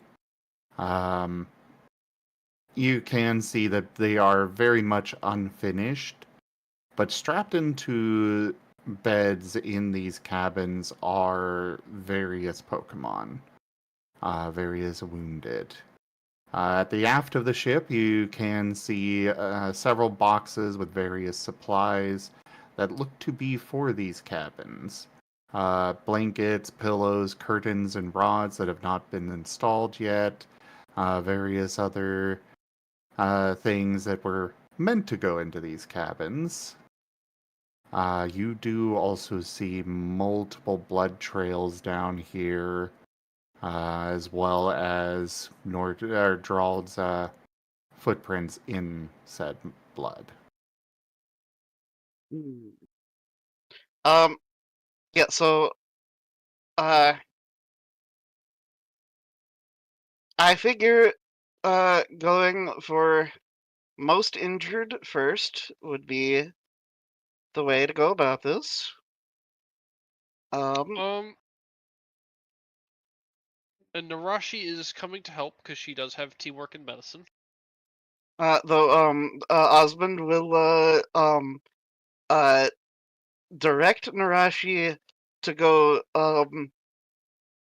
examine other people so that we can cover more ground. Cobalt, you have medicine too, don't you? Yeah, I do. Only just like a little bit though. I You only have- know the basics. Yeah, Narashi only has a point in medicine, so. It's at least enough to, at least attempt to Assess. determine. Okay. Assess, yeah. Narashi, Diagnose, assess, assist. all right. Narashi will assess. To attempt to assess others in the room. Yeah, I'm going to But, assist with that. Osmond though is going to go directly to wherever the most blood is. You can't really tell where the blood came from. There's not exactly a clear, this is where the most blood is. Oh. Going along this floor, you see a lot of wounded Pokemon. I'm not going to require rolls on this for now. Okay. Everyone has been treated. Uh-huh. And it doesn't take long to realize that the blood trail was probably Gerald himself. Oh. Yep. I see. That makes a lot of sense. Yep. Wow. Alright. Well, seeing that, Osmond will be somewhat relieved and instead change gears a little bit. And instead look for a particular mon. A Meowstick. Mara is one of the first ones that you would have seen. She's right next to in one of the cabins right next to the stairs going up and down. Which, by the way, if it's not clear, there is another staircase going further deeper. Ah, okay. Well, Mara is going to get checked on. She is stable. All of the wounded have been strapped into the beds. Varying means of doing so, but most of them were done with, the sheets that clearly came off of the beds. Just to keep them from moving too much, with turbulence. Ah. Narashi, Hmm? do you want to make a fairy tea? There's water in the Probably. crates. Yeah, that's probably a good idea. I'll go up and start trying to figure out the ship controls, I guess. It'd probably be easier for you to do the tea, considering I don't really have hands. Okay. You guys. At least- There is no water in the crates on this floor. Those are all construction supplies. Dang. Oh. I guess search. Osmond, stay up here, maybe, and we search. Okay. What? But, yeah, Osmond will, take a tattered picture out of his, his bag, and kind of just um, gently close one of Mara's paws around the picture. Understood.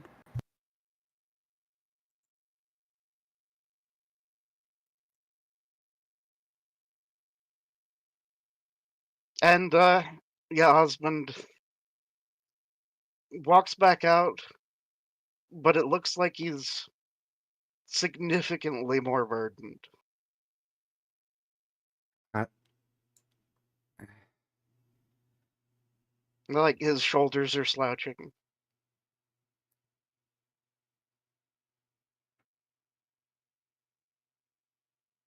do you, do you want to stay up here while we search the ship for supplies? Uh, no, she's okay. I'll continue. I need to continue. Okay. Um, do we dare split up in this place? Well, I If mean, I I don't die think on we're in Gerard's any damn. If I die on his ship, I'm going to haunt him for the rest of his. All right. What were you saying, Cobalt? I mean, I don't think we're in any sort of danger right now. I mean, I know that like the ship is a bit weird, but yeah. Let's see what supplies we can find, I guess.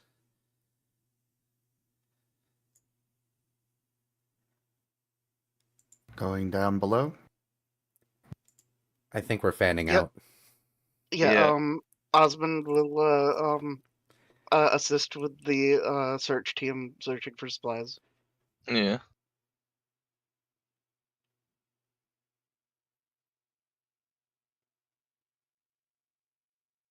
Oh my god, Gip Gap.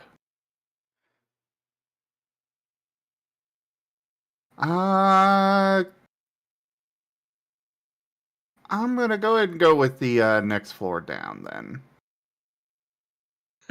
The hold is below the cabins. It is a very large space going the entire length of the ship. There are several crates in here that seem to have been put in very recently.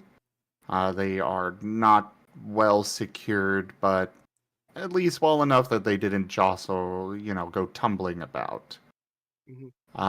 You do see water slowly trickling in here, though. This part of the ship does seem to be below the waterline. There are a couple of windows that do show only ocean outside of it. That's There not a is good sign. another staircase going down.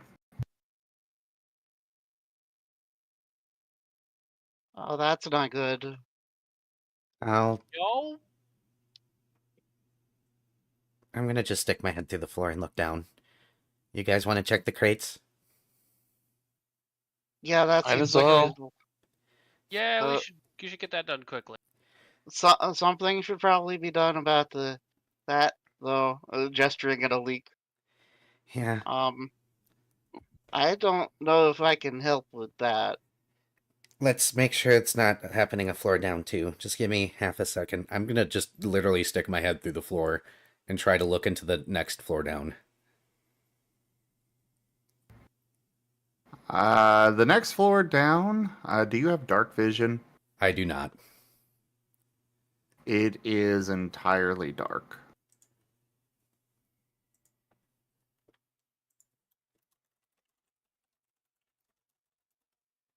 You cannot see anything at all.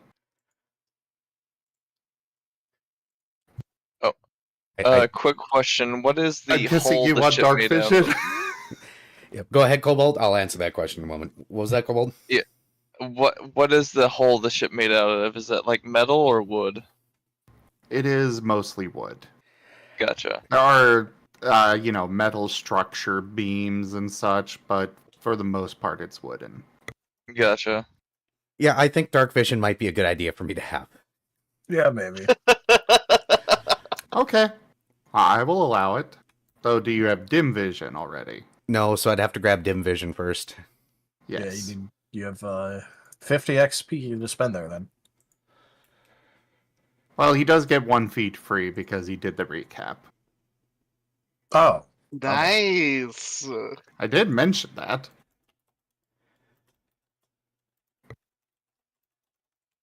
I literally said I will only do this if nobody else takes it.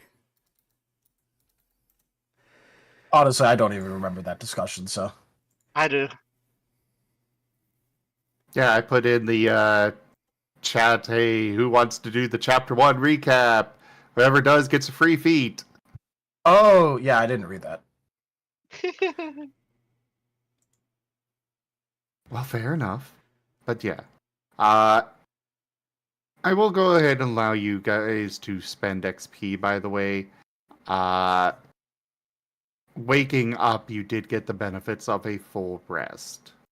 So Gotcha. obviously, resources that you have spent since then, are still spent. Yeah.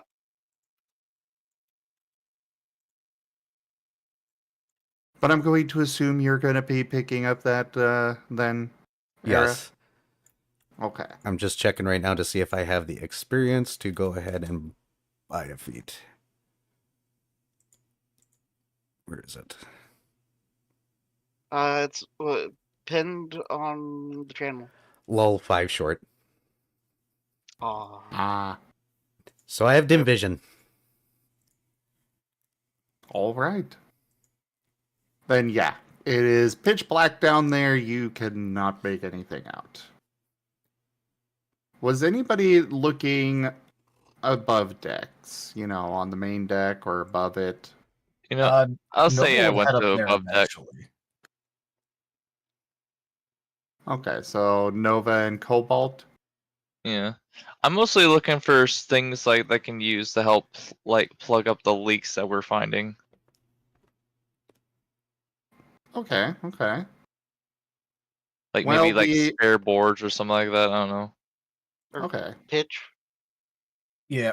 Partially, unfortunately, Nova had his physical stuff healed, but he didn't have his exhaustion healed. So, technically speaking, right now he is permanently winded until he gets rid of all of his exhaustion. Aw. Because he went over the exhaustion cap.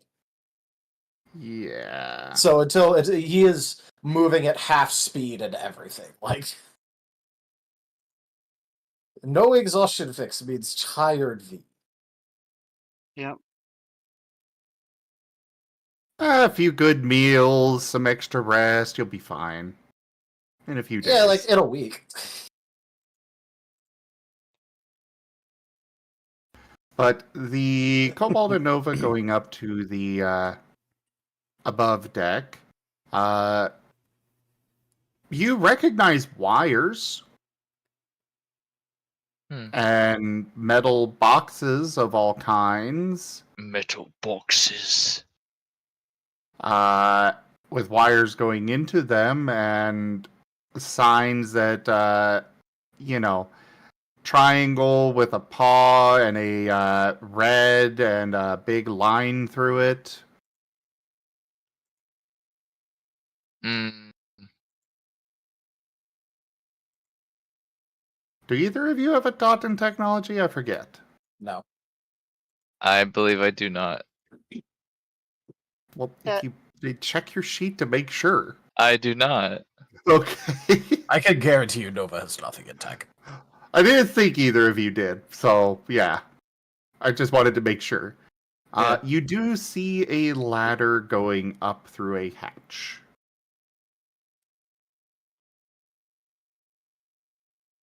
And the only dots I got in my knowledge skills is just appraisal, craft, investigation, medicine. That's it.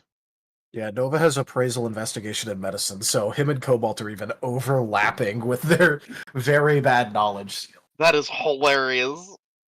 The tech people are either downstairs or driving. Yeah. Yeah. Who could have foreseen this? Yeah, so you've got no idea what this floor is all about, but it is somewhat spacious. Definitely a lower ceiling than the main deck, but yeah. Otherwise, there's just the ladder going up. Well, Nova will keep trying to go up. Yep. Same with Kobold. The ladder goes up for quite a while through a tube before you come out on top of the balloon itself. Nova would let Cobalt go first because he doesn't feel like he can move very fast right now. Yeah. Fair enough. I mean, like, Kobold is Also not notice feeling he 100% either, but yeah. To be fair, you can move at more than 30 feet per round. Because that is what Nova can move at per round right now.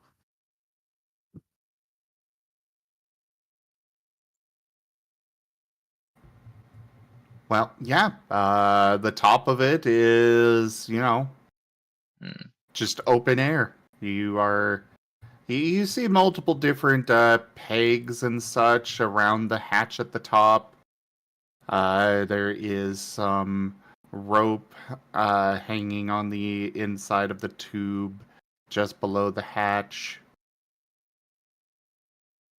But otherwise, yeah, it's just the top of the balloon.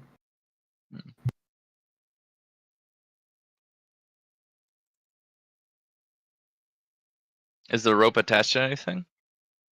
They're just hanging. So there's a little space before you open the hatch, and the rope, it's really long rope, very sturdy, and it is just hanging on several hooks. There are 6 lines up there. Okay.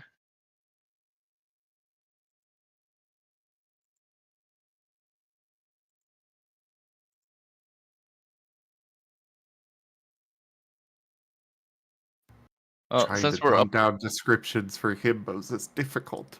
yeah, Yeah. when we're just like, we have no clue what we are doing or what we're seeing, but we're figuring it out somehow. Especially when one is like, probably shouldn't have even gotten out of bed. Oh. And the other one is busy being, one giant bruise.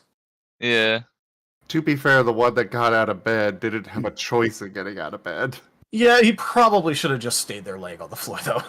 Yeah. He probably shouldn't be doing this stuff. Because yeah, one of us got the life beaten out of them, the other almost got the life beaten out of them. Yep. That's what Combined, they make one healthy person. Not even. Well, no, because I don't think Cobalt, do you have like a ton of exhaustion? A good amount, yeah. Okay. They almost make one healthy person. Because Nova's at full health with no wounds, but has like 17 exhaustion. We'll come back to the himbo squad at the top of a balloon.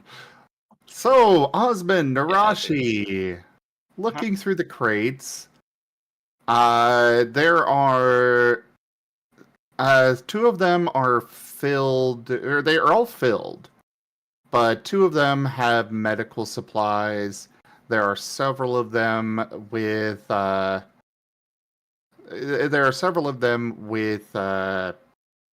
brain dying on me, construction supplies of all kinds. There's a few tools in there, but mostly it's, spare wood, metal, rods, planks. I guess spare wood and planks are the same, but That's so on and so actually forth. kind of helpful for patching up damage to the hull potentially. That's true. Yeah, there's 3 crates of various construction supplies. These crates are large, for the record. They are each 5-foot cubes. Wow. So you got 2 medical, 3 construction, and then there are 10 of them that you open up and find sealed, preserved foods of all varieties. Oh. Mostly ingredients, but the kind of prepper kind of stuff. Uh-huh. And then you also find 5 crates that have drums inside that presumably hold fresh water. Well, one's gonna get popped open, and sniffed at to make sure that it's actually water. It is. Okay. There are hoses inside of the crates for, doing the siphoning thing. Mhm.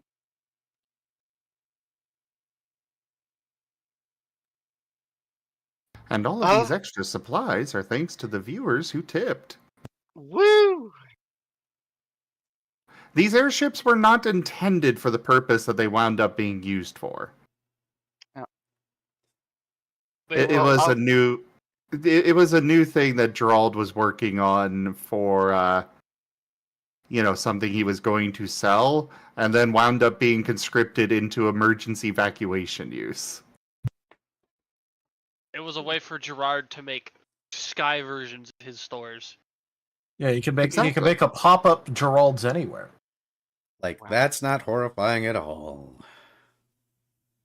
This SPC spread. Is there any sort of deck-to-deck communication system? Are there like the big brass tube things, perhaps? No, but there's the kind of intercom speakers. However, they do seem to be offline at the moment. Hmm.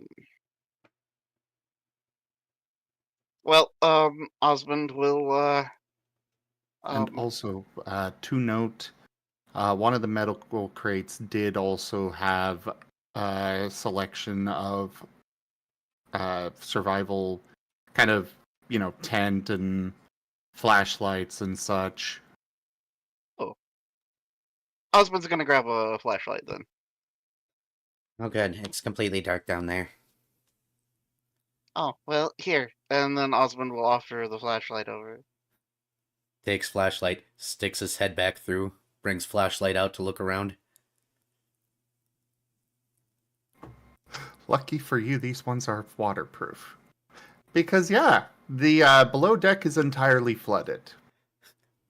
Pops my head You out. see a lot of pipes all over the place. You've got enough in technology. You can recognize that this is the engine room. Metal pipes, you say? Yep. Various metal pipes, Clang.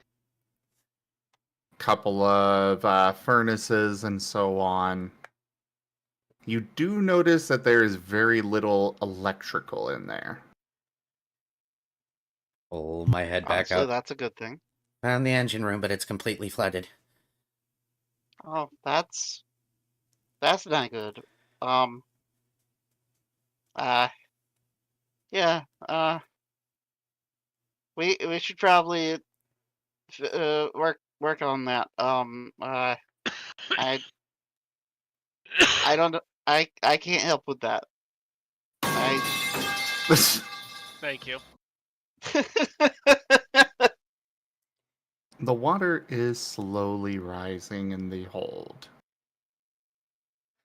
I'll go down. What do we have for construction supplies? Anything? Osmond gestures at the construction crates. Is Uh, there flex tape? No. Ding! Flex seal? That's a lot of Actually- damage. No. I might see if I can wake someone up that can help, maybe, or something. Osmond's gonna. Gerald? Yeah, that would be a good idea. But he's pretty badly injured. Make him tea. Osmond's gonna. Oh yeah, okay. Yeah, Osmond will look around for a smaller container of which to Well, actually, wait. Hey, Narashi, just give me the bottle. Narashi hands over the bottle. And Osmond begins siphoning water into the bottle. There are a lot of squeaks of protest from the jar. Good. But you don't have Osmond- problems with the with getting the water in. Yeah, Osmond pays no mind to the squeaks, and just hefts the bottle over his head, like he's a character from like a Legend of Zelda game, Ba-da-da-da. and then begins heading back up to the helm.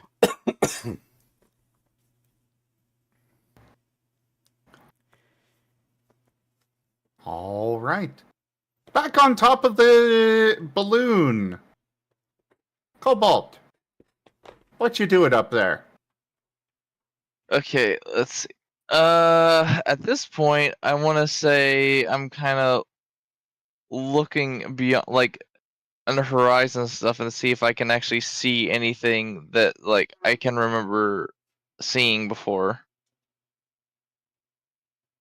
There is nothing around except for water. Mm, At least not that you can see. Okay, Aside from, of course, judgment, but that is pretty much visible from anywhere in the world. gotcha. I also want to look at the exterior of the ship to see if there's any, like, exterior damage on the hull. If there's anything, especially anything noticeable. You don't really have an angle to be able to see that from the hatch. Mm, The balloon does outsize the ship below by quite a bit. gotcha. So not even on, like, the balloon is fine though? As far as you can see, the balloon is fine, yes. Okay, gotcha.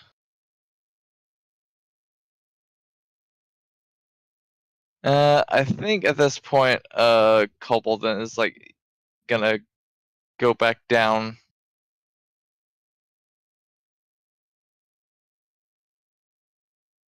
Would Nova Well, have gotten there to the is top an- by then? Yeah, Nova's up there, so there's a Nova in the way. Oh yeah, that's right. Just imagining Nova finally like getting to the top, like after all of those all of those ladder rungs, and just kind of like Panting flopping heavily. flopping onto the onto the like balloon top. You Important sure question: about what that? time of day is it? It looks to be about midday. All right.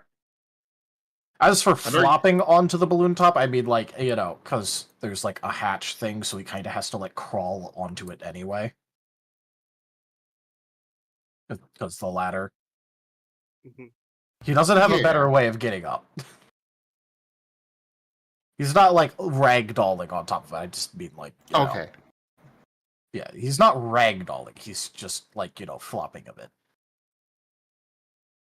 Okay. Fair enough. Doing the equivalent of Eevee Sploot. I'm seeing Nova and I'm just going, are you sure you're okay that you should be moving around? Like, feel like you should honestly be back in bed. I'll just be up here then. Okay, well, Storyteller This is where- intervention, Cobalt, you know that's a very bad idea. yeah, I don't think I want to leave you alone up here. And I think you're kind of not in a good condition to move around a lot. So you know what? I'm just gonna stick around you for a bit. I was gonna look around a little bit and like just see the rope and just go, you could like tie the rope to me. It's a rope. Yeah, but that rope's attached to other things, and I don't think that's a good idea.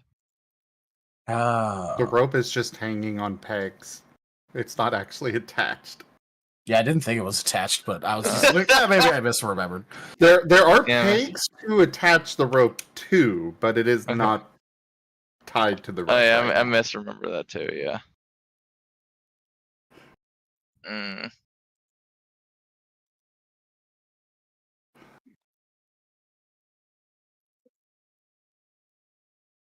Okay, so I take the rope? Yeah. Okay, I'm gonna take the rope then. A voice from the heavens. Just take the Eevee downstairs. I will let you know that it is either he is up here now or he tries to get back up here later. That's Yeah. fine. So all right. So this is what I'm gonna do. I'm gonna use the rope, and I'm gonna tie Nova to my back with the rope. Buddy Oh, Lord. harness. Yeah, buddy harness. Buddy harness. There you go, Nova, Ida. are you resisting?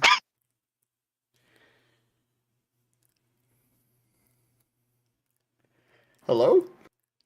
Yeah. What was that you said? Oh, I asked Nova, are you resisting? Oh, Stop resisting.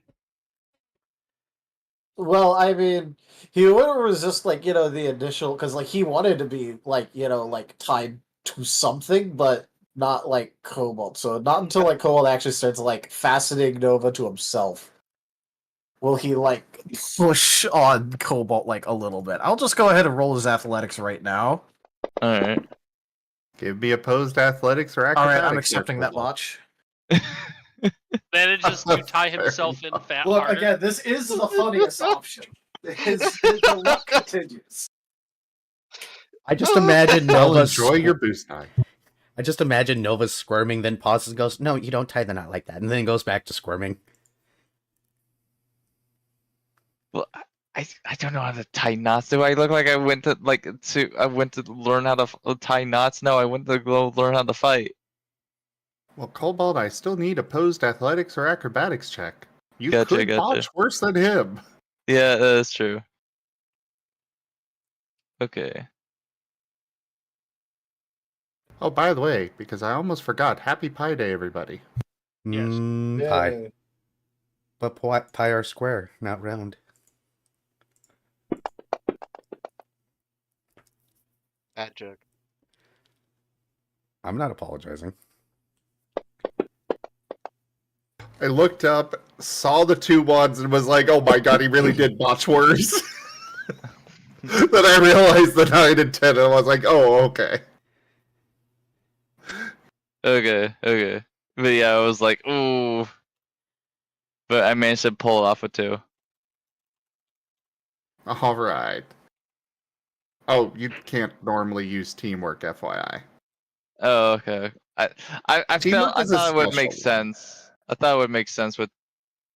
Okay. I got would innovative I'll work. leave it for now. Okay. It's fine for now, I'm just letting you know. You in the know what? future. Let him use it because it makes sense with Nova botching. He's accidentally helping. That works. Since he's working with someone, teamwork. Fair enough. That's funny. Hello, Renku. But yeah, you do manage to wrangle Nova in. However, give me a survival check for how well you actually get it tied.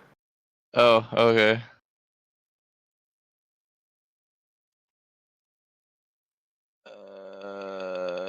Okay.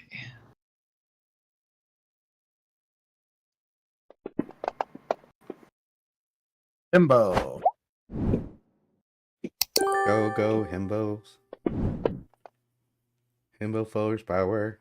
6. Understood. Amazing. Himbo power. Noting that down.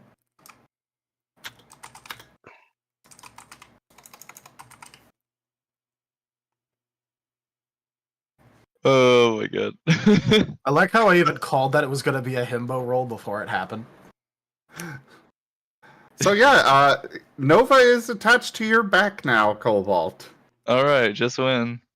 Yeah, just one. Okay.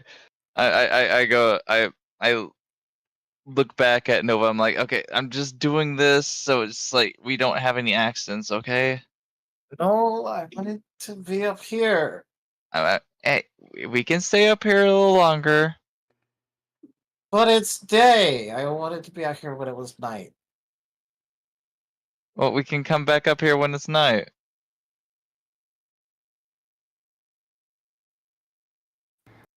You know, there is a deck below the balloon Yeah, that you but we're won't not. just roll off.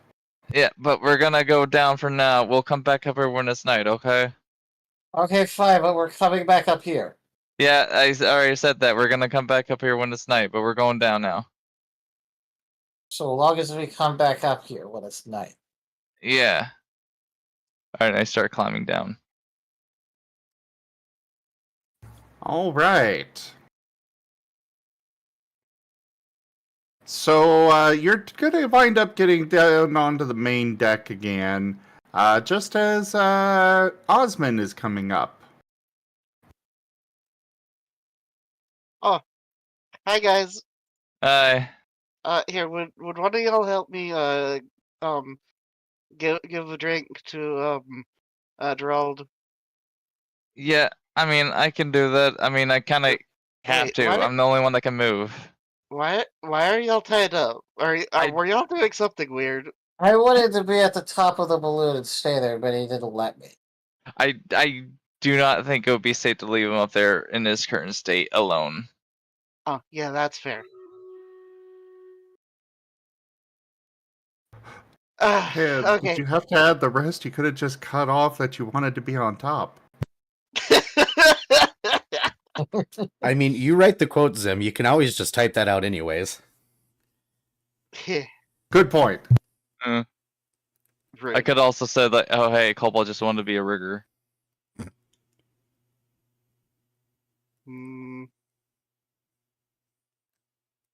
Anyways, yeah, there's a lot of water in the hold, and that's bad. So, yeah, getting Gerald up so he can help would be a good thing. So here, and we'll kind of do the wiggle the bottle. There's very angry squeaking inside. Yeah.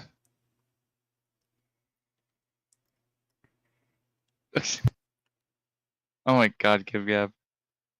It's bad enough we got the whole like rope bunny like a thing going on now.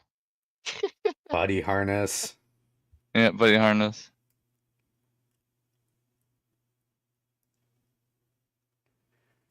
Well, giving the tea to how are you going to give the tea to Gerald? Okay. Alright, so okay, for me. Okay. Let's see. So I'm assuming but yeah, you said like the tea was the tea fully repaired, or do I need add anything to it? Well, I It is mean, full. Go ahead. go ahead, Zim. It is fully prepared. Okay. There's a fresh lemony scent coming from the jar. Okay. Okay, is there I'm assuming there's like no like cups or anything like that. It's just a big jar of tea. That's all you've been handed, but there is a kitchen bar area. All right, I'm going nearby. over there, and I'm gonna look for some cups. Maybe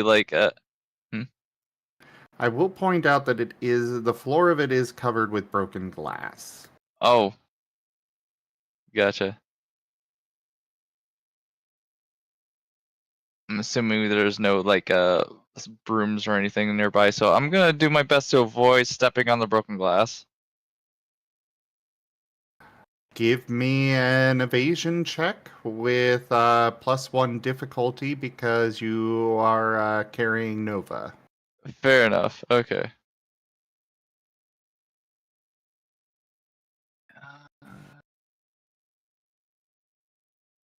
Good thing I got a good amount of dots in evasion.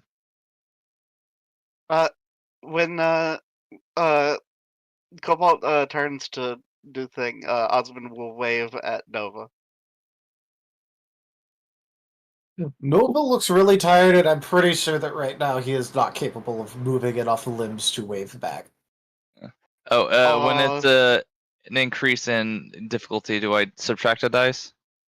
No, that means that Eights. only 8s count. Only 8. Oh yeah, Yeah, that's so right. Or sevens 8 no and longer above. count. Gotcha. But Himbo Power ignores that anyways. Yeah.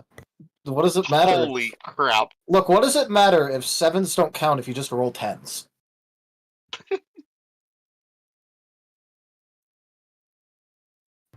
You are able to avoid the glass, bouncing around to the few empty spots on the floor there, avoiding the various tools and such as well scattered about.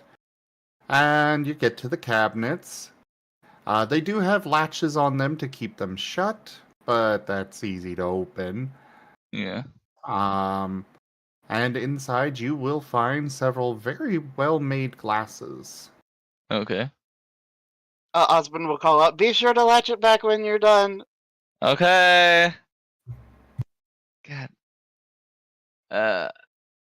There are also plates and such in there as well.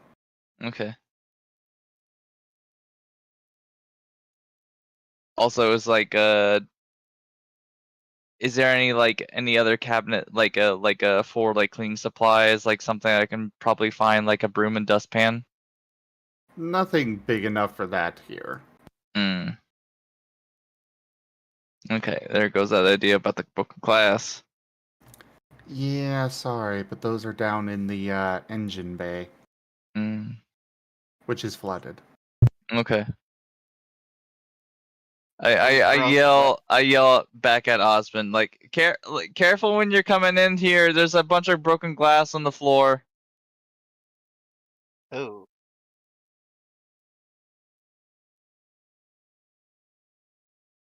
But Okay. yeah, I get a cup. Also get like a spoon as well too.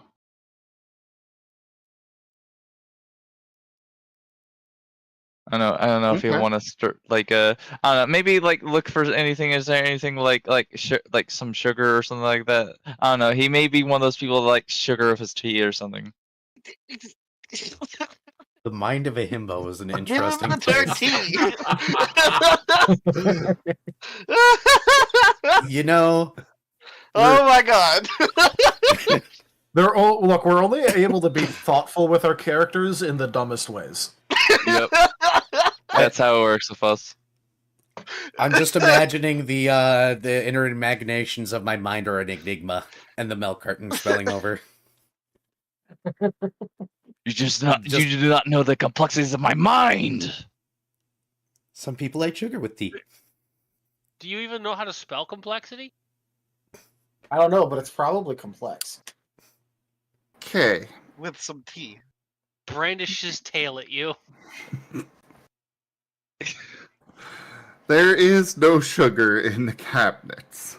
Oh, You okay. only find various, you know, cups, plates, bowls. Silverware is down in the drawers in the bar itself. Yeah, this was There's originally a sneeze that happens when you open one of the doors. You don't know where it came from. Yeah, this was clearly originally a display for Gerald's. Okay. Well, it Oh. wasn't a display. It was actually getting set up for stuff, but Oh, a demonstration booth. Oh, wait, hold Basically. on. Cobalt. Yeah. Do you think he likes Spinda Splenda instead? Maybe. I'm gonna look for Spinda Splenda. there are no foodstuffs or drink stuffs of any kind in this bar area right now. I'm like, Ladies and gentlemen, I present to you the himbos.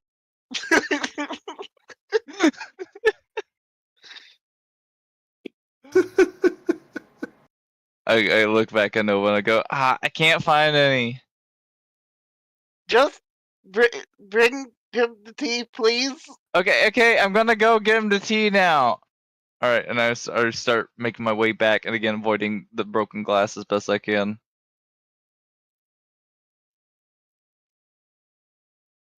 Okay. Yeah, you make your way over to Gerald, I am assuming. Yes. Okay, how are you giving him the tea? He is Okay. unconscious. Oh, okay. Here, I'll help. And Osmond tries to push Gerald into a little bit more of a upward, half sitting position. This is very backwards, and it's amusing. Yeah. Kowal's just going. I was gonna do that. This is very something, alright. Yeah. Okay, well, if you want to do that, then I'll do the tea, I guess, maybe, or Oh, something. I don't know. yeah. As he's trying to push Gerald's head up, and that's all pretty much because Yeah. it's small. Yeah, and I'm trying to. Cobalt is try to put Gerald into a position where he's comfortable and can actually drink the tea while he's unconscious. Norton is just looking at you three in bewilderment. Hi, Norton. Is Nova in a position where he can see Norton? You get brief glimpses of him. All right. During one of the brief glimpses, he'll try wiggling in a way to wave, but it's going to be wildly unsuccessful because he is tired, and that was a lot of successes to tie him down. So he'll be attempting to wiggle and wave, but it will not work. Understood. Okay, so I gather Osmond is going to be climbing up on Gerald's chest and then tipping jar into his mouth. Once he's in a proper half sitting or full sitting position. It is definitely difficult, or definitely messy, but you are able to sprinkle the tea out. You hear a small thump inside the jar as the fairy inside slides down onto the lid. But before long, the jar is emptied. Gerald is looking healthier. The bandages have definitely already bled through, but he doesn't look quite as pale anymore.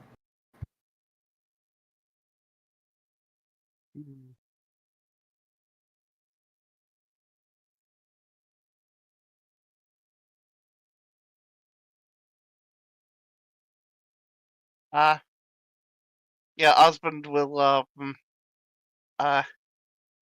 begin changing the bandages.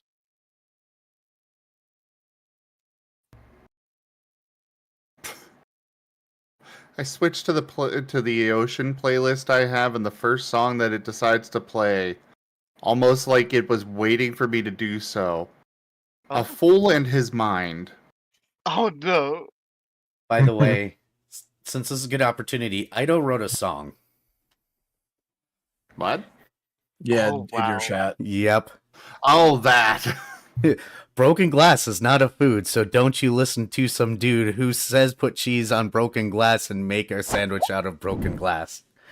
I really love the part where he rhymed broken glass with broken glass. It's awkwardly fitting.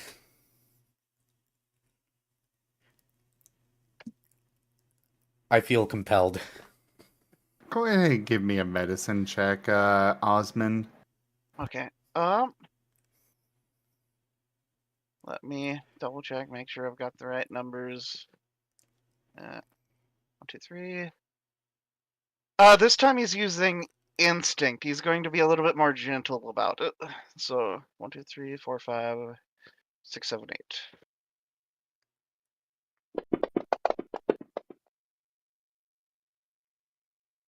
Okay. You see, this is what you get when you work with the Himbo Squad. Yeah. Imbo Okay, so Squad rules. 1, Imbo 2, Squad rules. 3, 4, 5, 6, 7, 8. Look, if you start 8. doing dumb and asinine stuff with us, it'll work.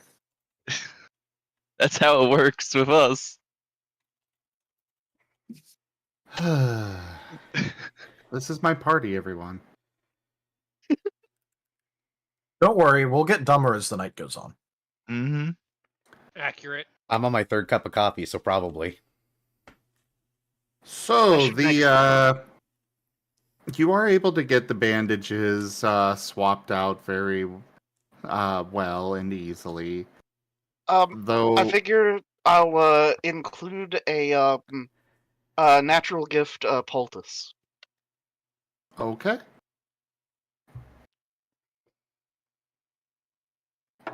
I will say that you will realize that he is well beyond his max exhaustion. Oh, He will not be waking up for several days. how bad are we talking? Well, he's Gerald, so he broke the rules a little bit, but if I had to put a number on it, 40. Oh, damn! That's impressive, considering normally you can't willingly get any more past 21. I'm sure there was no Okay. willing about it at that point. True. The Okay, guy so single-handedly brought about 30 Pokemon down in and got them all strapped down. Granted, most of them did not make it, but he still did all that, got all of you into the main cabin, and then sat there willing himself awake for 8 hours while you slept. Mhm. He put himself through the ringer here. So, what is the calculation for maximum exhaustion? Is it a static number or Static 21. Well, 20, Okay. but once you bypass that, that is when you can no longer willingly get any more once you surpass 20. Okay. At that point, you also start taking like a -9 to everything. Yeah. Yeah. Nova's at a calm -7 right now. Well, in that case, Osmond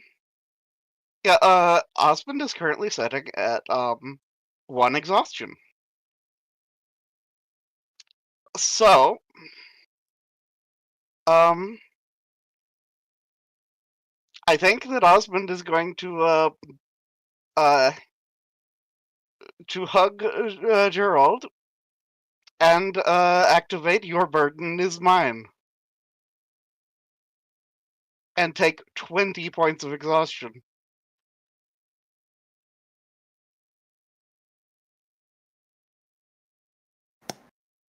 FYI, that is going to put Osmond unconscious for 10 days. If it speeds in his recovery, Osmond Okay. is willing to do it. Quick thing. Would you instead consider taking 19 so you don't instantly pass out? Well, actually, it would be 18. Okay, we'll try 18 first. Once you hit or exceed 20. No, it is when you exceed and go to 21. Oh, right. But either way, once you exceed that point, or hit or exceed that point, you go unconscious and cannot be woken up until you recover all of that exhaustion. Yeah. So you can you wake up doing this- for... Yeah, go ahead. You doing this would not wake up Gerald. He would still need that 10 days to recover. Wouldn't it, in his case at least, reduce it from what could potentially be 20 days? Oh, yes. Yes, but consider this. Instead, every day you can take a little bit from him and it wouldn't change anything. Yeah. In fact, it would actually speed it up more because if you make it so that way you could get any additional recovery, that would help out the recovery rate greatly. Yeah, And you could Okay. continue being a medic to everyone because remember you'd take exhaustion penalties instead, and you're Yeah, only good yeah. medic. Yeah. So I suppose I'll just take 2 then. So I'm adding 2 Well, no, to I'm saying exhaustion you. now. Well, actually, no, that would be a better idea because yeah, having the -7 would be. Yee. yeah. Yeah. Which is what I So was bringing up. I'm taking 2 to begin with. And Osmond does not. We should get Gerald to a room. Maybe the room we woke up in. He'll wake up sooner if he's in that ridiculous bed. Yeah, like let's make him comfortable. Oh, did Narashi go Hmm. up? No, that was me out of context. Well, Yes. I am going to Gosh darn it. swap scenes here real quick. All right. Narashi and Spike, what are you two up to? I would be trying to figure out where the water leaks are underneath. That way I know where. Or no, actually, we got the crates first. I need to find a substance that's waterproof that I can use to plug holes with, like now.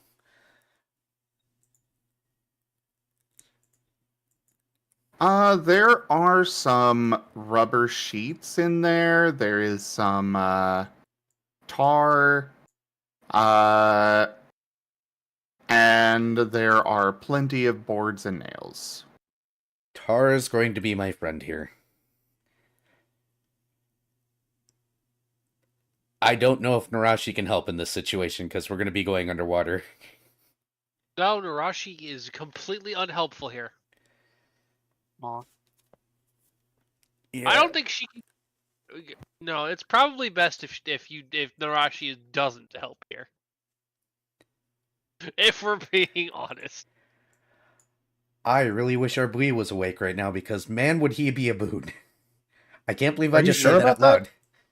This would require Holy him crap. rolling. I think he has water breathing. He never asked me for it, so I don't think he does. Oh. Does he have a swim speed at least? Never asked me for that either. Oh no. That's hilarious. What kind of water type can't swim? All right, It's well, rain. At what point is this out of character for him? Oh At what point is this out of character for Rain? God. Fucking weasels, I swear. well, I guess I'm rolling a technology to try and tar up every hole I can find on the underdecks here. It's the best I got. Oh yeah, I know, right, Kip Cap? Can I get a teamwork from you at least, Narashi? Yes, you get 2 teamworks. Narashi just stays on the deck above and holds the stuff and brings it over for you. Basically. You just stick your paw up and Narashi hears a bubbled wrench. Suture. I think I want to Scalpel. get rid of that one. I'll go ahead and boost that one because I can.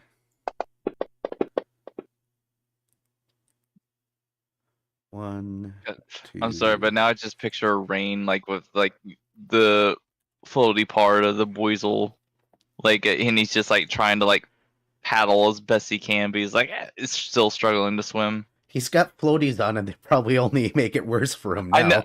I know. That's why I'm going. Like the floaties make him freak out because he thinks he's sinking, but he's not. Actually, come to think of it, I think he does have a swim. I don't remember what feats he has, but I know for sure he doesn't have water breathing. Nice.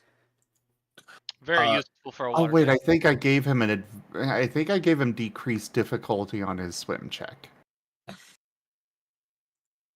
Anyways, back here. The holes are numerous. Looking at things, you can tell that The ship was not necessarily made to withstand a, plummeting into the ocean. It was at least made to, go in the water, but it was not designed originally to just plummet like that.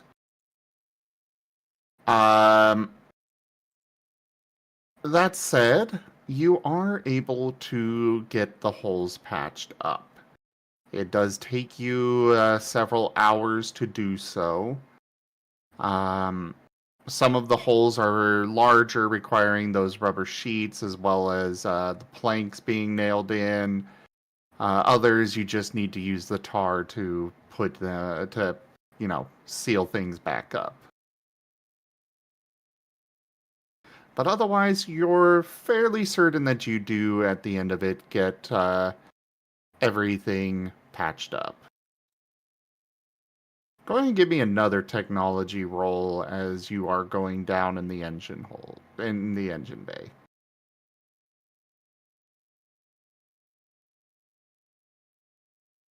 4 plus 2 equals 6 plus 6 equals 12.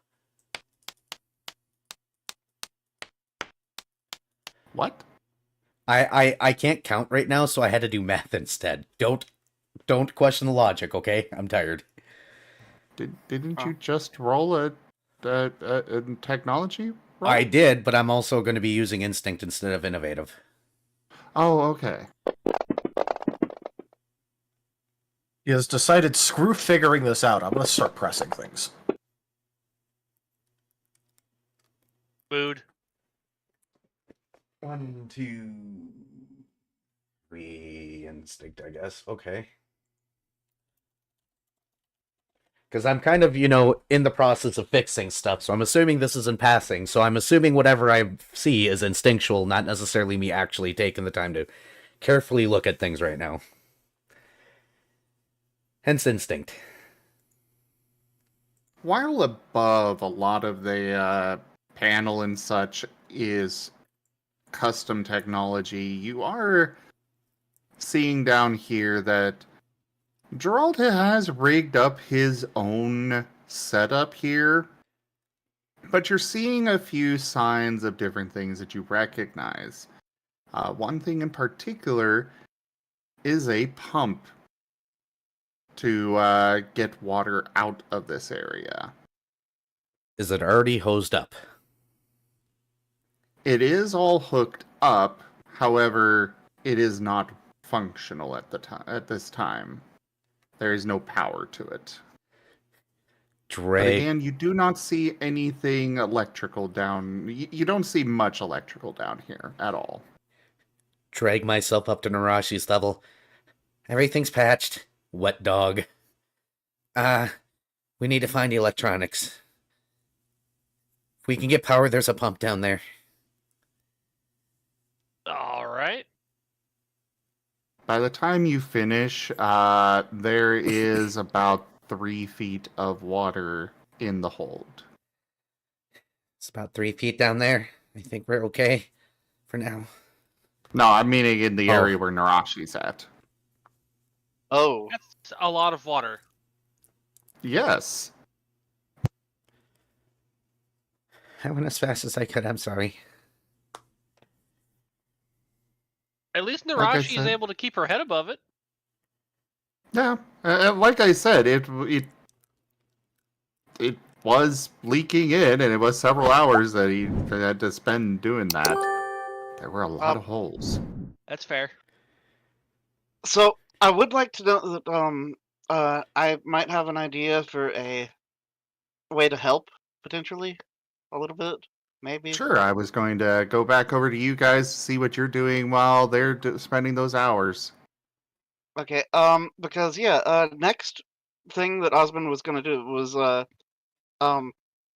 look around at the various other incapacitated individuals and see if any are closer to recovery that could potentially help with things. Give me 3 medicine rolls. Okay. Um, I'm gonna go back to good old forceful for this one because he's being very direct and to the point of figuring out who's in closer to being in the clear. So 1, 2, 3, 4, 5. I've got homework for 6, chat. 7, 8. I want somebody to find a sound effect that resembles what you think the sound of a bone being slapped back into a body sounds like. Oh dear lord, that's not a great roll. Yeah, that's a botch right now. Mm-hmm. We do have a party reroll, just to put it on the table. I don't Do- want Osmond getting more exhaustion, so yeah. Okay, so I have y'all's permission then. Yeah, I'm good with it. Okay. No. You're not party. You're not party.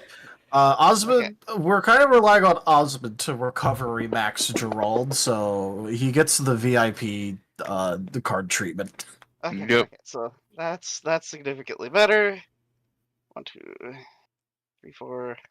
Okay, 4 forceful and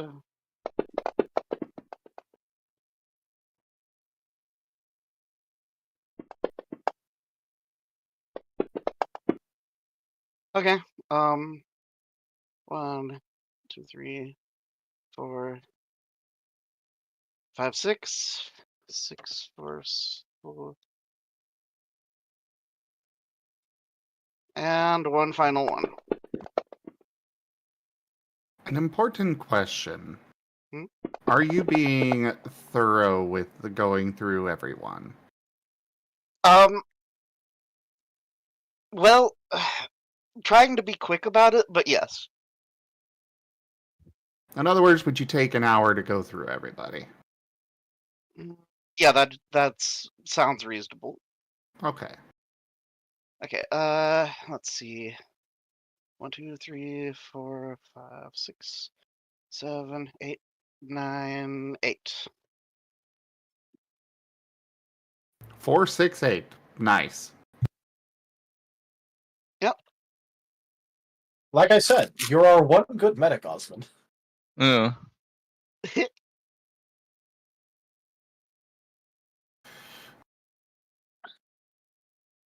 There are a lot of dead down here. Oh. It looks like they weren't dead when they were put in here, but Gerald's not a medic. Hmm. He was focused on keeping everybody alive rather than, tending to people. Hmm.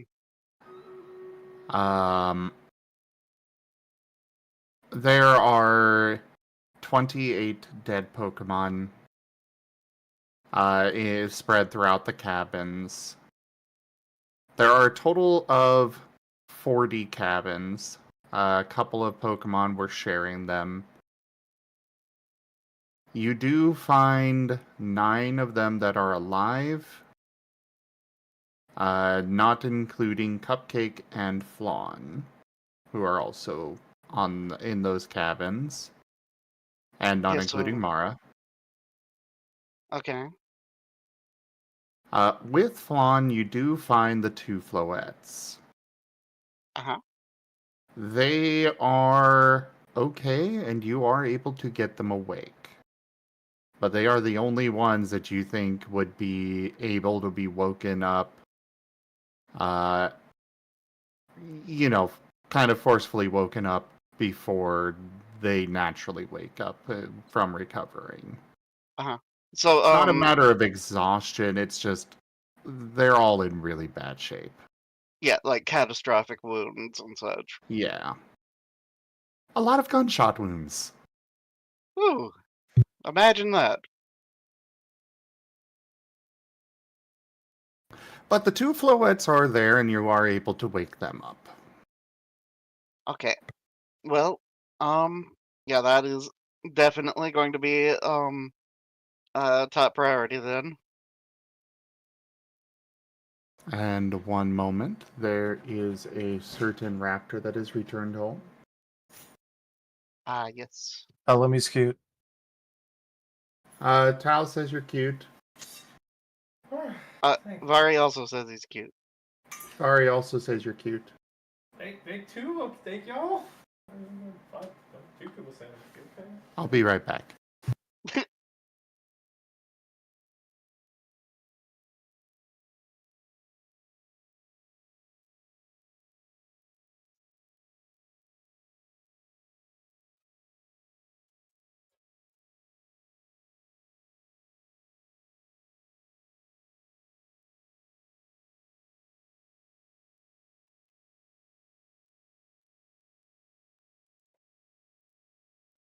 Something Rex is a good boy. Bro.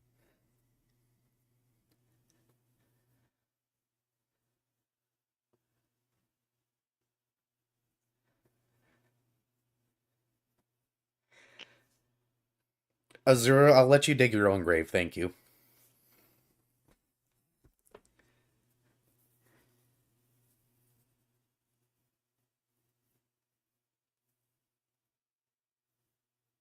I like how Gib Gabs even came up with a ship name. No vault. Oh. Oh no. It's awkwardly fitting.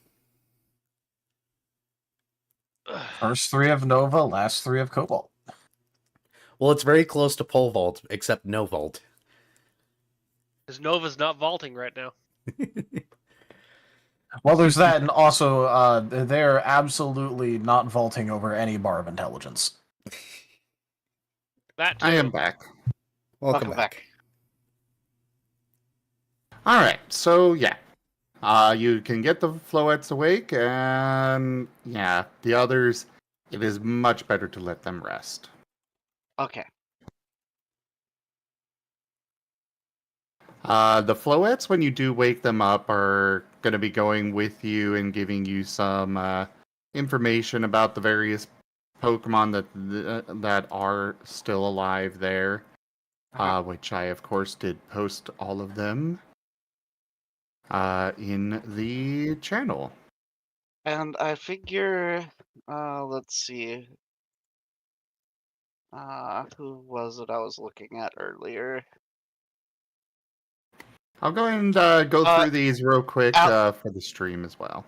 Yeah, and I figure Allie would be one that Osmond would recognize. Absolutely. Thank you.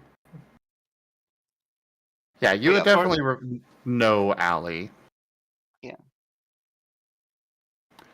So, for everybody, we have Glycella, a female Bergmite. She enjoys theater and volunteered at the clinic every other weekend.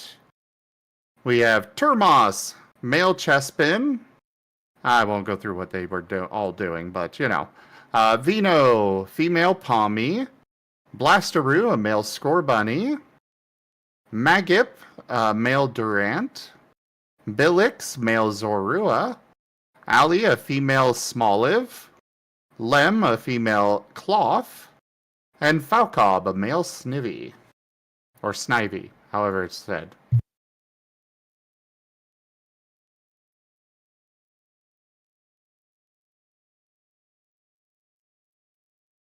But yeah.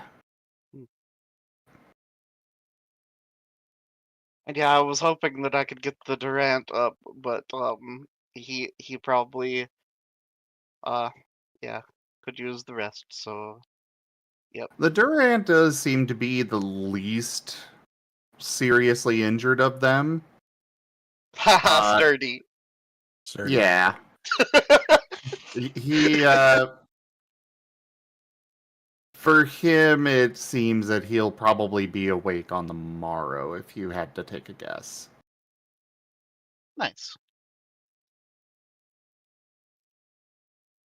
Well, after the hour is done though, next on the priority list is getting as much of the supplies up to this level as can be brought. Are you going to recruit the Cobalt for this? Yes. Yes, please. Please come help. Alright. Alright. By the way, Alright. do I see the people that were described, by the way? when I come to Uh, help Osmond. Yeah, if you're going around with Osmond helping him, yeah, you would be able to see them all. Okay, I kind of pause a little bit, and then like when I see the score bunny, and I go, oh, Huh? What's I wrong? know this person. Is that a good thing or a bad thing? I mean, it's a good thing. I mean, we fought a lot, but like, I mean, I'm glad he made it out. Yeah. But yeah, I just didn't expect to see him in this condition. Yeah. For Yeah. him in particular, most of his left ear is missing. Uh, he's got bandages across his chest. One of his paws is very mangled. He is going to take a bit longer to heal than the others. Kind of like Cobalt, he's not one to stand down from a fight. Ah. Yeah, he probably stood his ground. I mean, that's kind of expected from everyone from Arla4. Oh, he's from Arlafor. Okay. Yeah, I mean, that's where I'm from too, remember?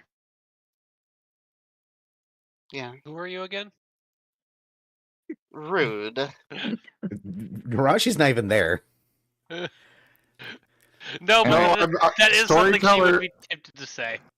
Storyteller says that she pokes her head up the stairs just to say that and goes back down to helping. Well, we Spike. are going to be going up and down to traverse with supplies, so Yeah. Yeah, no, if Narashi hears that, yeah, she probably 100% would just very casually say that.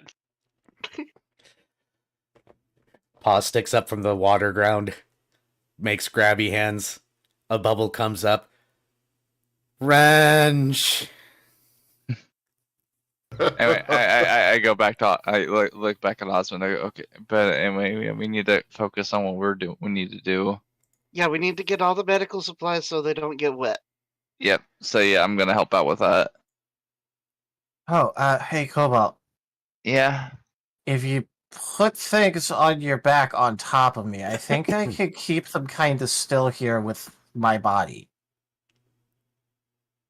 Mm, If you want to Nova? carry more things. Nova, you should rest.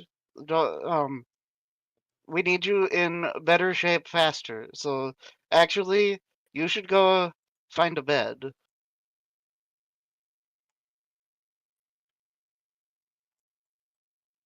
By the way, was Gerald moved? We were talking about moving him to the bedroom that we woke up in. I don't think we have actually moved him yet, though. Yeah.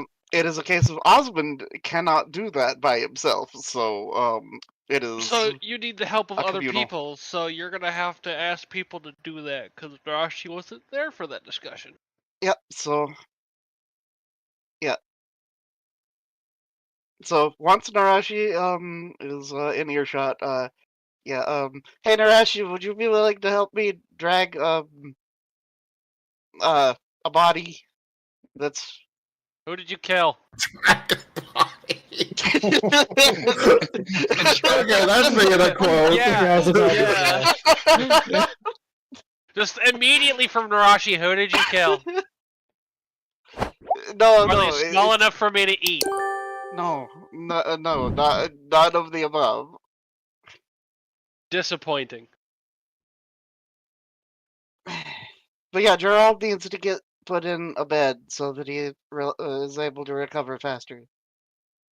That would have been good. I need help dragging a body. Is it Nova?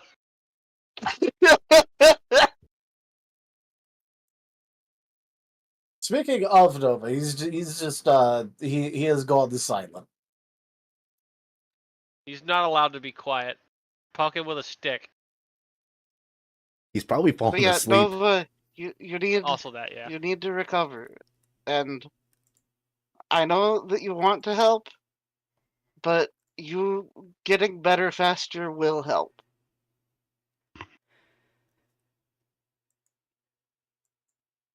better, faster, stronger. Yeah. For the record, by the way, Gerald is about 2.5 feet tall. Oh, I've got like almost 8 feet on this guy. Easy. Yeah. Yeah. He's got It's just the a threatening timber. presence. He He's definitely got has the that. threatening presence, though. Yeah, he definitely Yeah, has that. Nova is just not going to be responding now. Aww. Well, yeah, Osmond will walk up to Nova on Cobalt's back and hug Nova. And your burden is mine. Take 2 exhaustion. All right.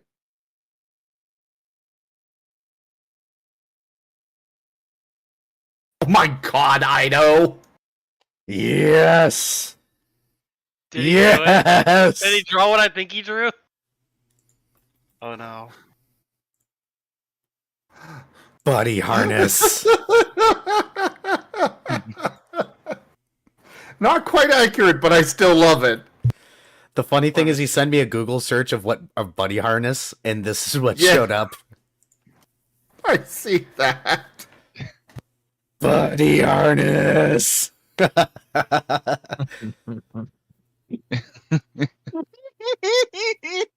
We got a dog walking a dog.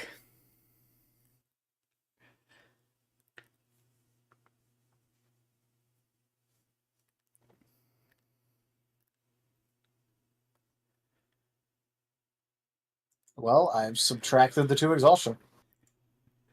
Cool. And I'm adding 2 exhaustion. So, for you guys moving things up, it is about 2 hours. So you're all going to be done moving things out of the crates in the cargo hold and getting the holes patched up about the same time. Nice. Very nice. Spike being drenched just goes, okay. I'm gonna fix electrical. Did anybody see anything electrical in here? Have you checked the upper decks? I will. Can somebody take the hull? I'm gonna take Norton with me.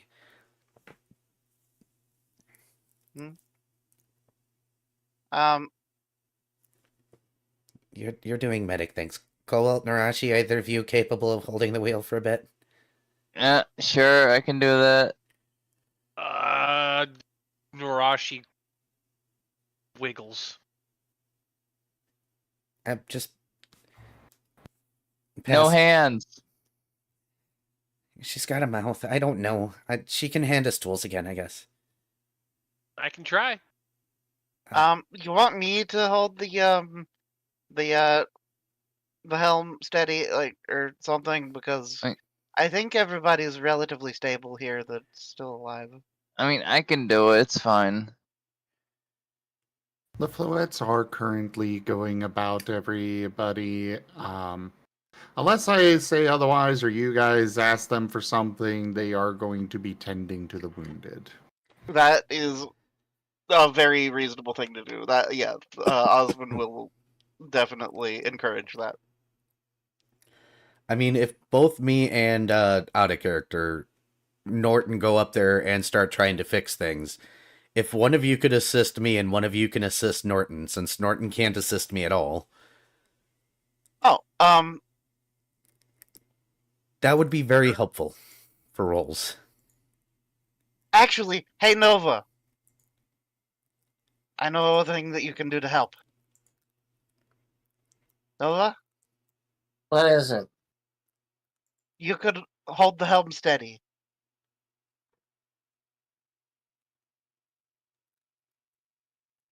Because if it goes all crazy, then the ship will start rocking and stuff. And that's bad. Me imagining Cobalt just standing there back towards the controls, that way Nova can hold the helm. So Do I just hold something? Yeah, the big wheel. You just hold it steady so that it doesn't rock the boat. Don't rock the boat.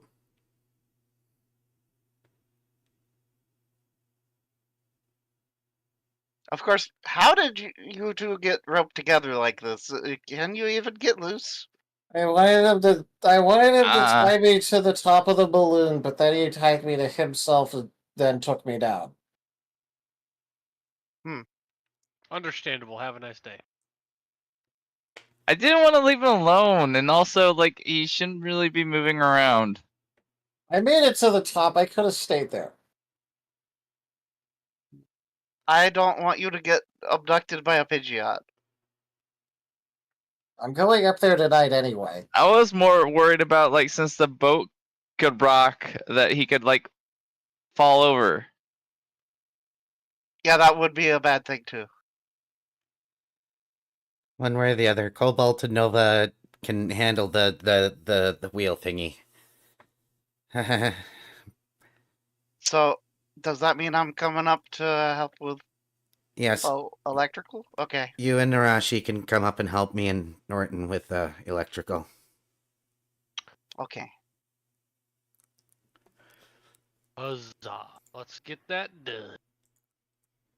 By the way, I like how this is the task where effectively there is nothing to be done except get lucky as being assigned to the himbos. Don't teach my hamster to suck eggs.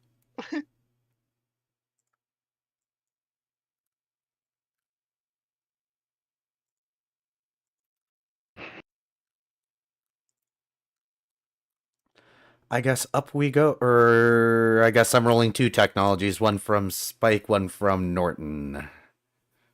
And take a and my axe teamwork from Osmond. All right. And which one am I helping? Am I going to be helping Spike or Norton? Or rather, 2-dot teamwork specifically. Let's have you helping me because Norton's technology is lower. So if we're doing an and my axe, we'll pair Vari with Norton. You'll do just you'll do an all in and then Norton doing a separate. Yeah, I have to. Norton is not allowed to aid. Okay. Me, unfortunately. So unless you guys want to, He's not able to assist anyone. Yeah. Yeah. So if you help But Norton, can other people assist him though? yeah. Yes. Cool. Okay. So I'll roll Norton's first here. And then you're giving him 2, Vari? Yes.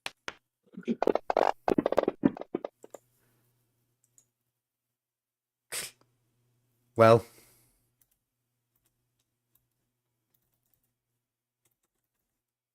Does he have his own boost dice? I forget. He does. Yes, but he can't give them out at all. Yeah, He but can use his own. I'm getting rid of one of the ones. I'm getting rid of one of the ones. Okay.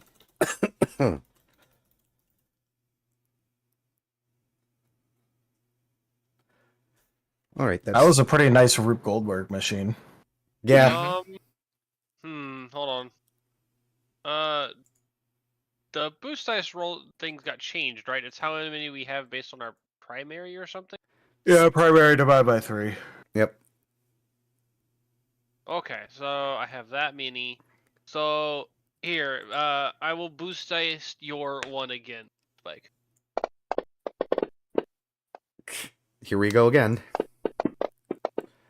Yeah, no, but mine's better. Yeah. Yeah. So let's see. 4, 5, 6, 7, 8. Okay, I guess Norton's getting 8 Good logic Lord. now. I would just like to say, fucking teamwork. Teamwork makes the dream So work. good. It's so good. Look, there is a reason that I think this is probably one of me and Zim's favorite parts of the system. And I'll get A robust teamwork system. Yes. How many do I have left for a I second? wanted to encourage people to work together instead of, one person being the only one. The skill monkey. Yeah. Or Yeah. like everyone just coordinating with whatever skill monkey they are. Because in most systems, being the second best at something only matters if the best at it is injured. Yeah. All Like right. it's really aggressive in like Starfinder and stuff. Yeah. And here, if you have two people going down the same skill, you're just like, cool, we can like power team it. Let's go. To note, you can assist even if you've got a max exhaustion. Yeah. Yes. Nova, if he was able to do things, could assist. Mostly, Nova actually has one in navigation, so if Cobalt's taking the wheel, I'm planning on having Nova just give random advice for stuff, because navigation is how you use transportation. Yeah, and there is this really, really big landmark that you can use as a gauge of reference.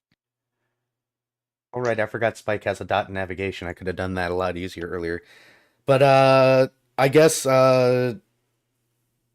Norton gets 8 logic for his technology to start working on things, and Spike gets 4 innovative. I think Spike's a wet dog and very tired right now. Aw. So the area above seems to be pretty good to go. The above deck, everything seems to be functional. There's a couple of things that got knocked out of place, but for the most part, you kind of just need to flip a switch. That said, definitely good rolls, because it's good to double check things, because there were a couple of things that you noted that you were able to get easily fixed up. Norton kind of had a little bit of a slow start before he really came into his own with what he knew before. And yeah. Never flipped the switch before actually checking things anyways. Well, yeah, Exactly. considering everything, I feel like, considering Norton's experience of putting together and activating the landmines, he's probably pretty good at them. But, okay, we flip the switch once we think things are okay.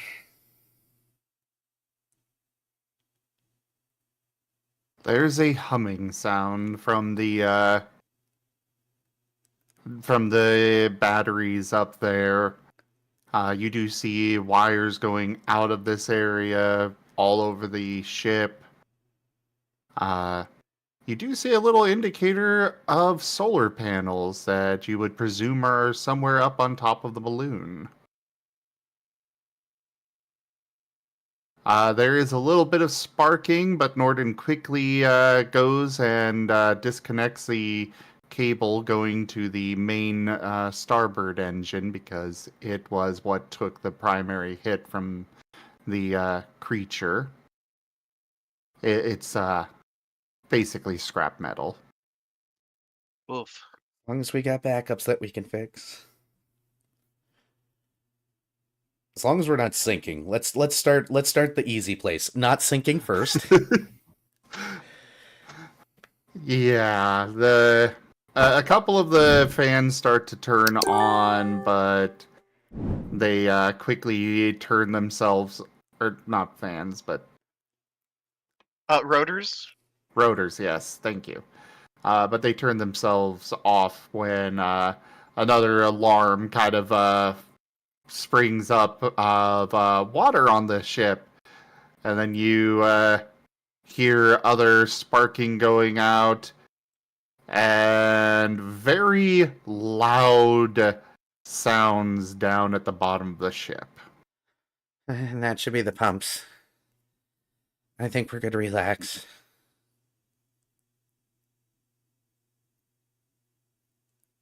Norton does go down there to double check, and yes, the pumps are working. Everything seems to be functional. Spike's going to make his way to the navigation room. There's couches down there. He's just going to flop on one. The TVs turn on.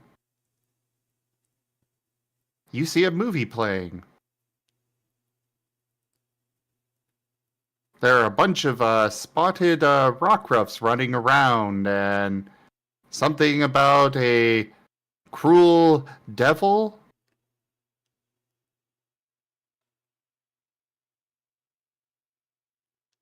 Too lazy to look for a remote to shut whatever this nonsense is off.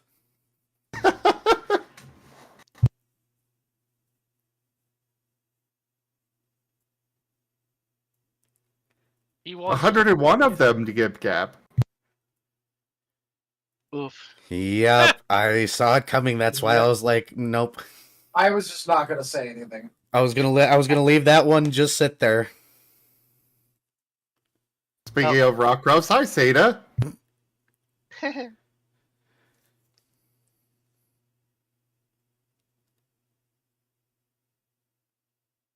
But yes, you all have time to breathe, as you are just adrift on the ocean. Huzzah! I guess. Husband is going to return to Mara's room. And kind of just be flopped across the edge of the bed.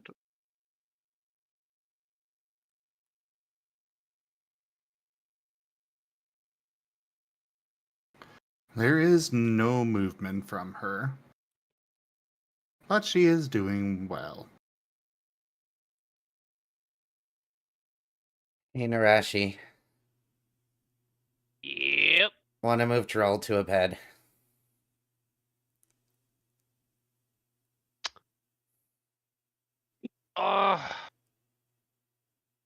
Yeah, we probably should, huh?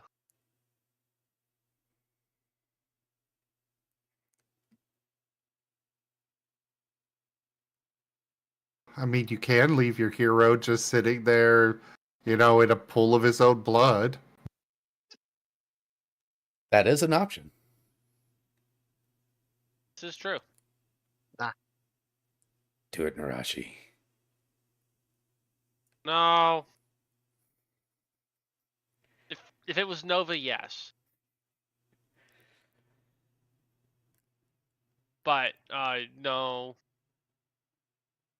Narashi will help move him onto the.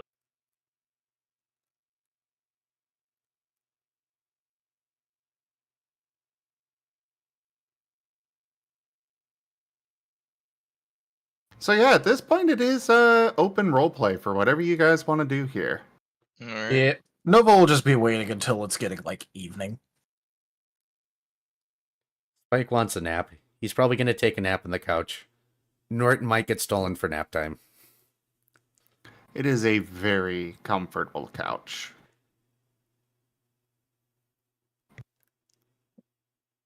Probably the nicest couch you've ever gotten the opportunity to sit on. So here's a individual that hasn't been mentioned yet that we should probably ask about. How's Cupcake doing? I was just not gonna bring it up.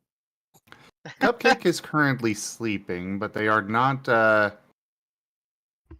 It is just a simple. He's asleep. Okay. But you also. I didn't bring them up because, well, not exactly. From what you know, they're not exactly capable in a lot of areas. Yeah. Yeah. Pampered pet Pokemon. Not very useful in most situations. Who'd have thought? Yep. I also just think it's funny that people just continually don't ask about Cupcake, and I think about him occasionally, and I'm just I'm just gonna wait. I do too, but I've put myself into the thought process of if I don't think about him, he's fine. That is so No, not that's the true, and you worst. know it. That's the worst. Have I been proven wrong? Yes, Yes. at least twice. Yes, you have. At least twice, but you know what? He's fine now. So in the end, I was right. God. I like how you asked, "Have I been proven wrong?" Me and Vari simultaneously go yes, and then half a second you go at least twice. But Look, Spike's been busy. He hasn't had time to think. Okay. And Rashi's been too busy hoping for Nova to die. sorry, And then he did die, and then she got told, "Oh, we're bringing him back." and then you had to be nice to him.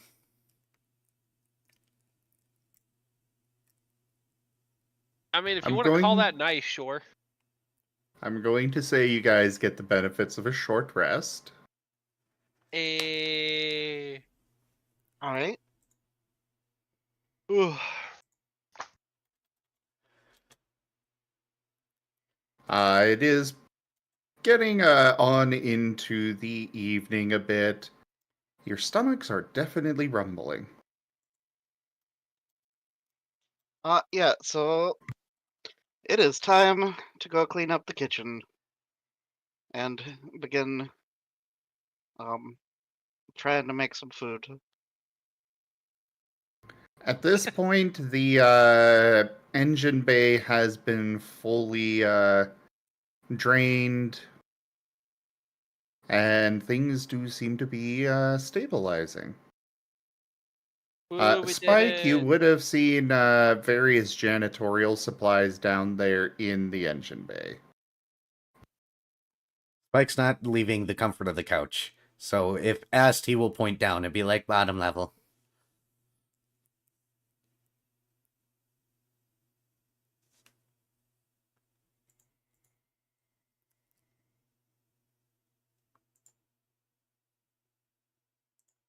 Because again, I'll remind you, there's a lot of broken glass in the kitchen area. Mhm. But it is a well-stocked kitchen, and it does have running water. You guys aren't sure where its water supply is yet, but it is fresh water.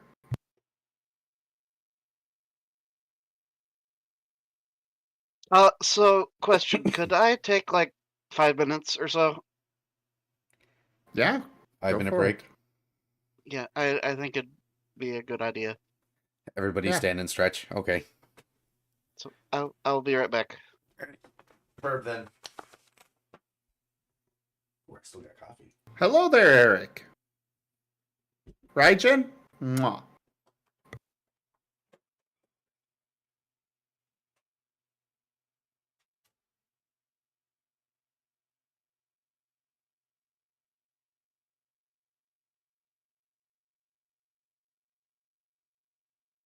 oops.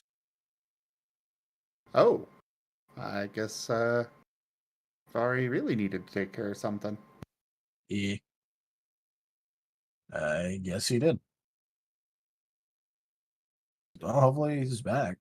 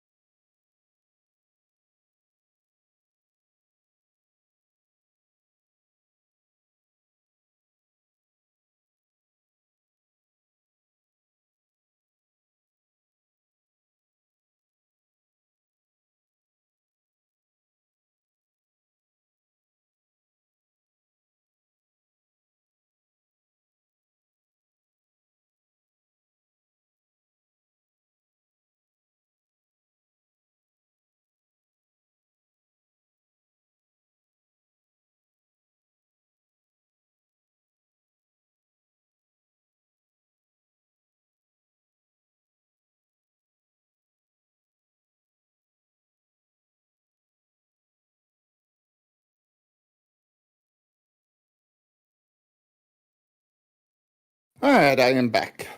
Welcome back. Welcome back. Welcome back. I'm Viv.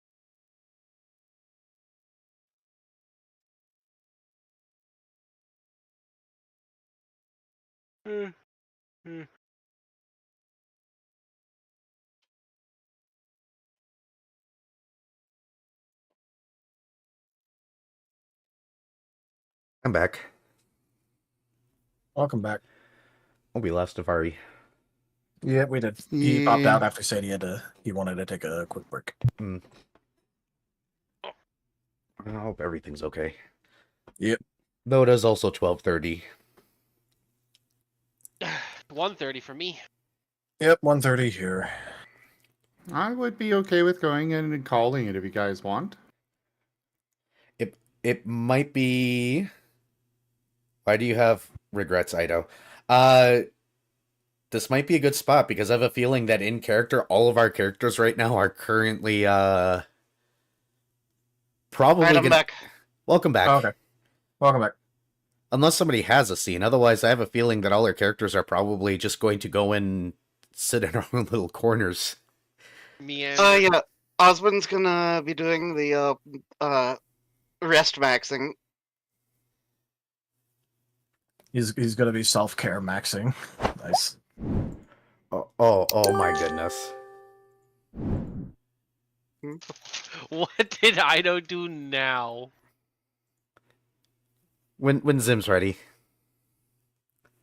He hasn't sent me anything.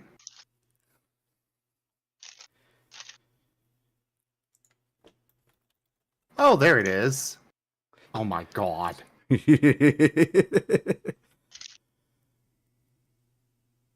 Yeah, I recognized it, Ido. Here we are. There you go.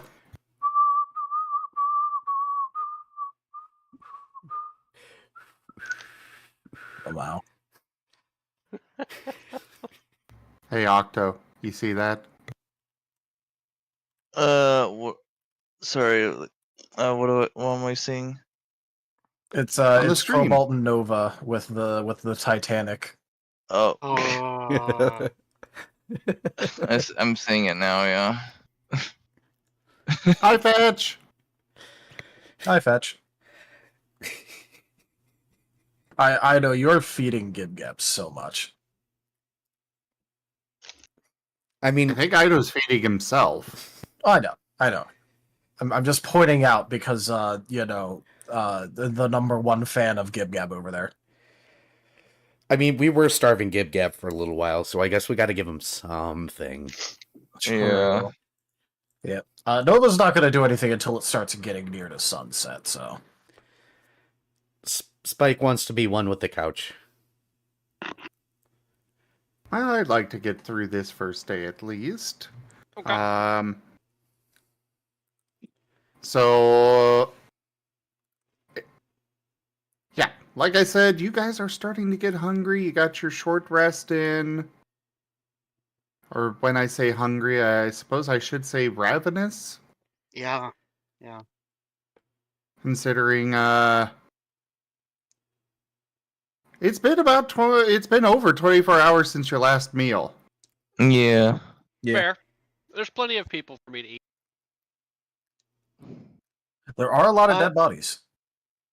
Oh, Lord. But no, in all seriousness, there's a kitchen. There's probably like some sort of ration there. Oh, Yeah. it was mentioned that one of the crates had food supplies in it. Oh, cool. Actually, several of them, Cool. but they're all Narashi's- ingredients to cook with. well, Yep, Narashi's gonna so go it bother is Osmond to cook. cooking time. Yep, somebody needs to Once- clean the kitchen, though. Yeah. Yeah. You're Not not Narashi's it. too willing to close help. to the mic there, Octo. Oh, sorry. Just suddenly very loud. Sorry. No worries. So You yeah, can't who's stop gonna me, Ido. clean the kitchen? Who's gonna go cook? Got it. I think Narashi's probably going to be the one stuck at cleaning duty. With no arms? Yeah, just wrap your tail around a broom, and I'm gonna wrap my tail around your fucking neck. Narashi would be better help with cooking. Spike groans and rolls over. Fine. She's got a perfectly good knife on the edge of her ass. Okay, she can cut things.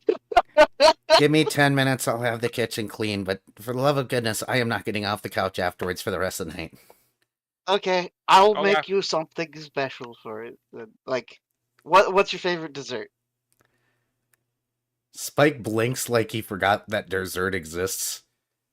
None shall see me. Oh, my battle cry may give me away. Oh no. I mean, I don't know if there's any sweets like in the ingredients, but if there are, Green tea ice cream? ooh, I'll see what I can do. You guys do find a package of gourmet cookies in an Eevee shape. Oh, Bite the heads off first. We'll get there, let me clean the kitchen. Floats all the way downstairs, comes up with a broom and a washcloth, starts cleaning.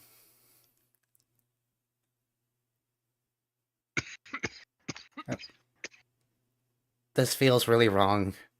I'm sitting here cleaning a kitchen and I've got an egg in me. I feel like I just need to put on an apron at this point. There's that apron hanging on the side of the fridge. Narashi's going to point at it with her tail. No, Points at it again. I'm not getting paid for this. hey, no, I'm the one that's going to be wearing the apron. Does that apron even fit you? Probably not. The apron is about 3 feet long. Yeah, it's too big for me even. Big ain't that big. I mean, Narashi can wear it. I mean, Spike could also wear it because he floats. Spike is not putting on the apron. He's going to clean the kitchen begrudgingly now. Narashi is tempted to just throw the fucking apron over him like a blanket when he's done.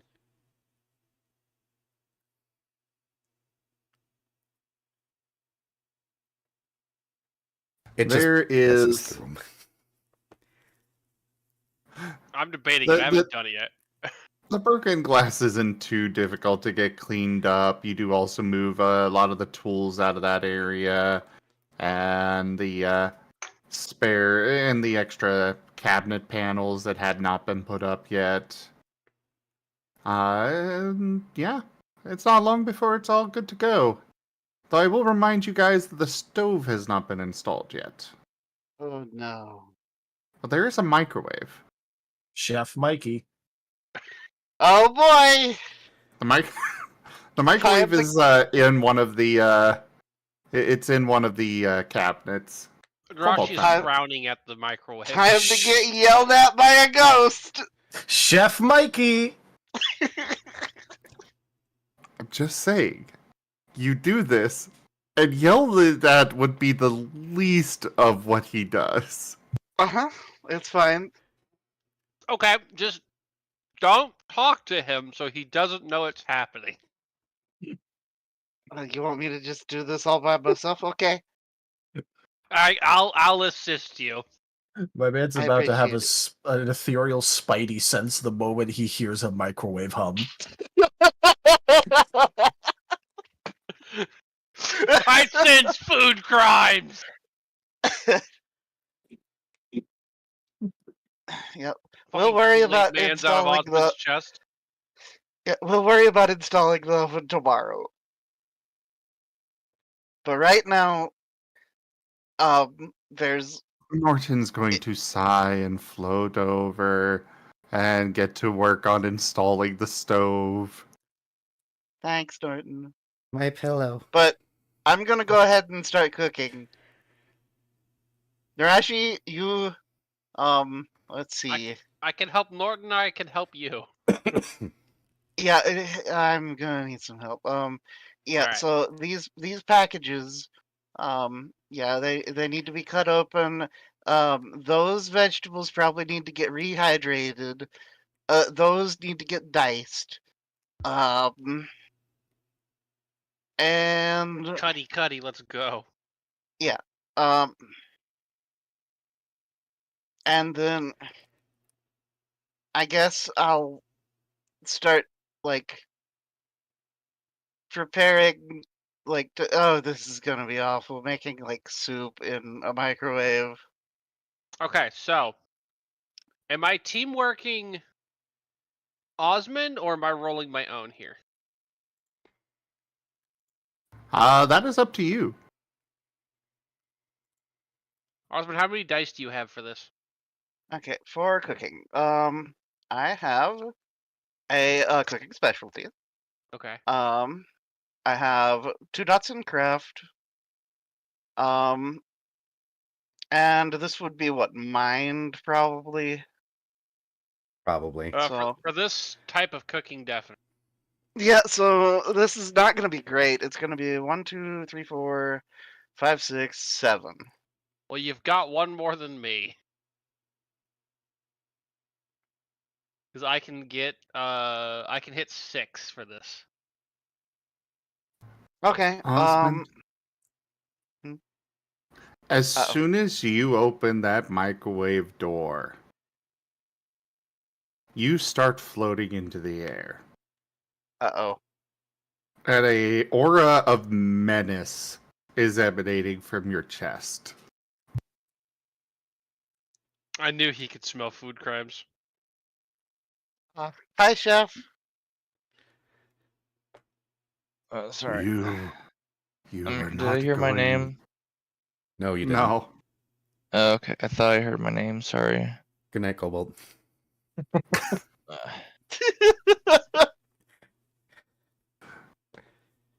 You were not about to cook something in that device, were you? Well, the oven isn't ready yet, and we're kind of starving. Then make something that doesn't require heating. As ghostly arms are extending from your chest and going towards your throat. Instead of killing intent, it's chefly intent. Rashi's just gonna look over and go, Mr. Ghost, if you harm the mouse, I'll cut you. It's a good thing I'm ethereal then. It's a good thing I know what you actually care about. Oh yeah, Cupcake is down below deck. Osmond drops to the floor. About 4 feet. And the ghostly hands withdraw.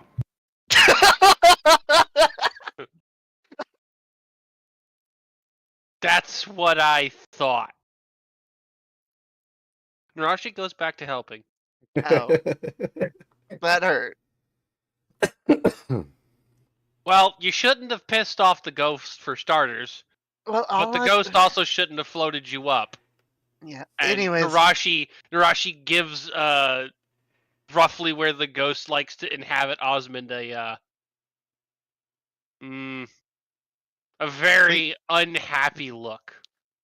please don't stab me in the chest. No, there's an entirely different thing I could stab if he really wants to be a shithead. I don't want to do it, but as long as he doesn't hurt you, we don't have that problem. It's a nice relationship. He helps us out. We make sure Cupcake's okay. Anyways, I'm sorry, chef, but I must this one time. Trust me, we don't plan on using this godforsaken thing again. I don't know. It's kind of handy, especially for making tea.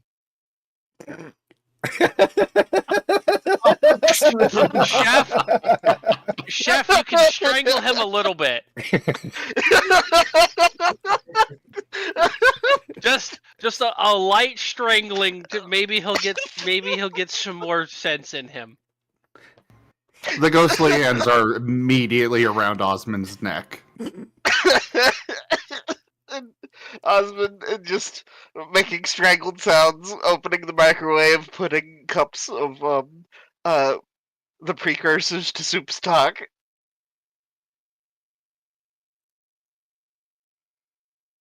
Just this is okay. I'll survive.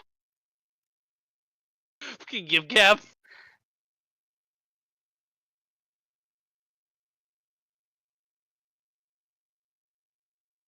Raijin 2.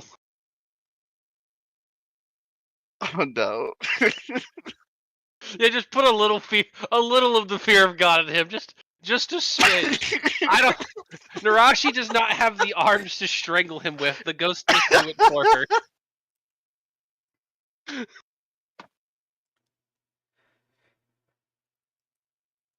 And as per usual, Wild Tradition spawns more quotes in the matter of 4 hours than most games do in a week. Yes. It's because we're actually funny. Rude. I mean, it also helps that our like entire team dynamic is maximizing humor. Once again, it's because we're actually funny. We make a good dynamic. This is a good group. Anyways, yeah, so I guess I shall roll my cooking. Osmond, you I- feel your heart clenching. You're not sure if it's yours or the chef recoiling so hard inside of you from this crime.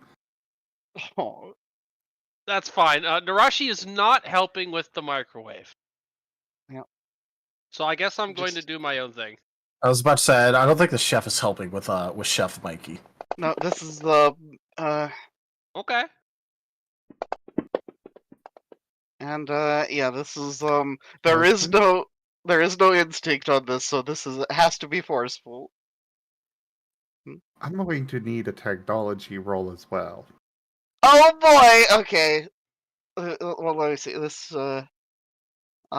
first off, this is 3 forceful, and then technology. Let me double check.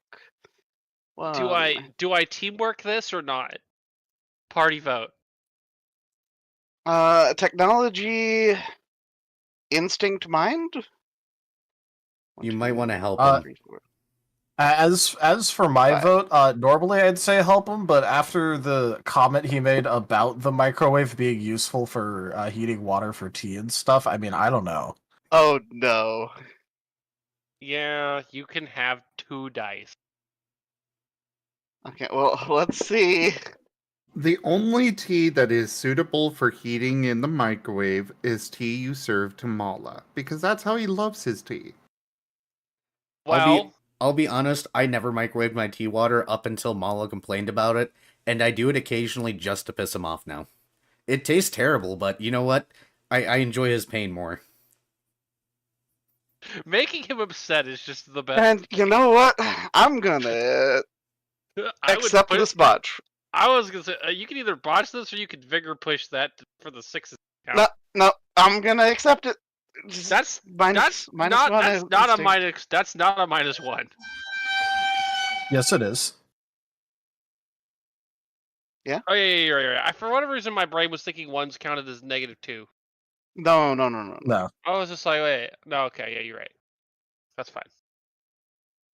Well, at least I didn't give you any more 1s, like Rain would. Rude. So, Osmond, Uh-huh. you put it in the microwave. Uh-oh. And you punch those buttons, Did I forget? and suddenly your paw goes through the panel. Huh? Did you You break the are microwave? I mean, he did roll forceful for using the microwave. You fucking dupe.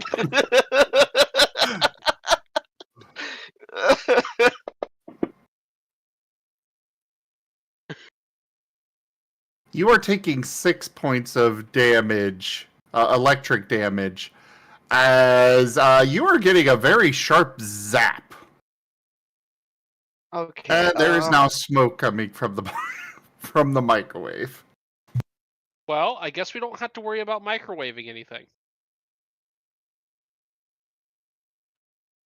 So yeah, that okay puts me at 6 HP. I do believe.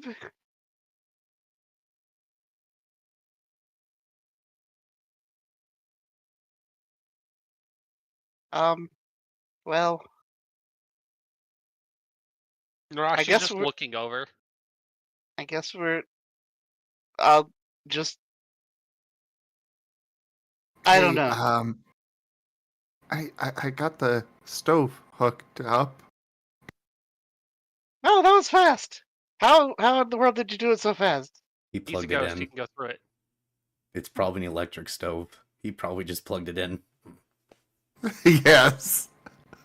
Y'all didn't even check to see what kind of stove it was. You just went, "Oh, it's a stove. You- This is gonna take a while." think Chef Narashi Mikey. You think Narashi can use a stove? No, I'm just saying. No one looked at it. Why would Narashi look at it? Narashi either eats food raw or over a campfire. Alright. Like, So Raijin, obviously over here in CGF Gaming, it's not doors that stop us, it's microwaves. but yeah, so the soup stock in cups gets poured into an actual pot. Great, give me a technology roll for using the stove. Oh lord. get teamworked, idiot. Okay. Do not use forceful this time. Doing instinct this time.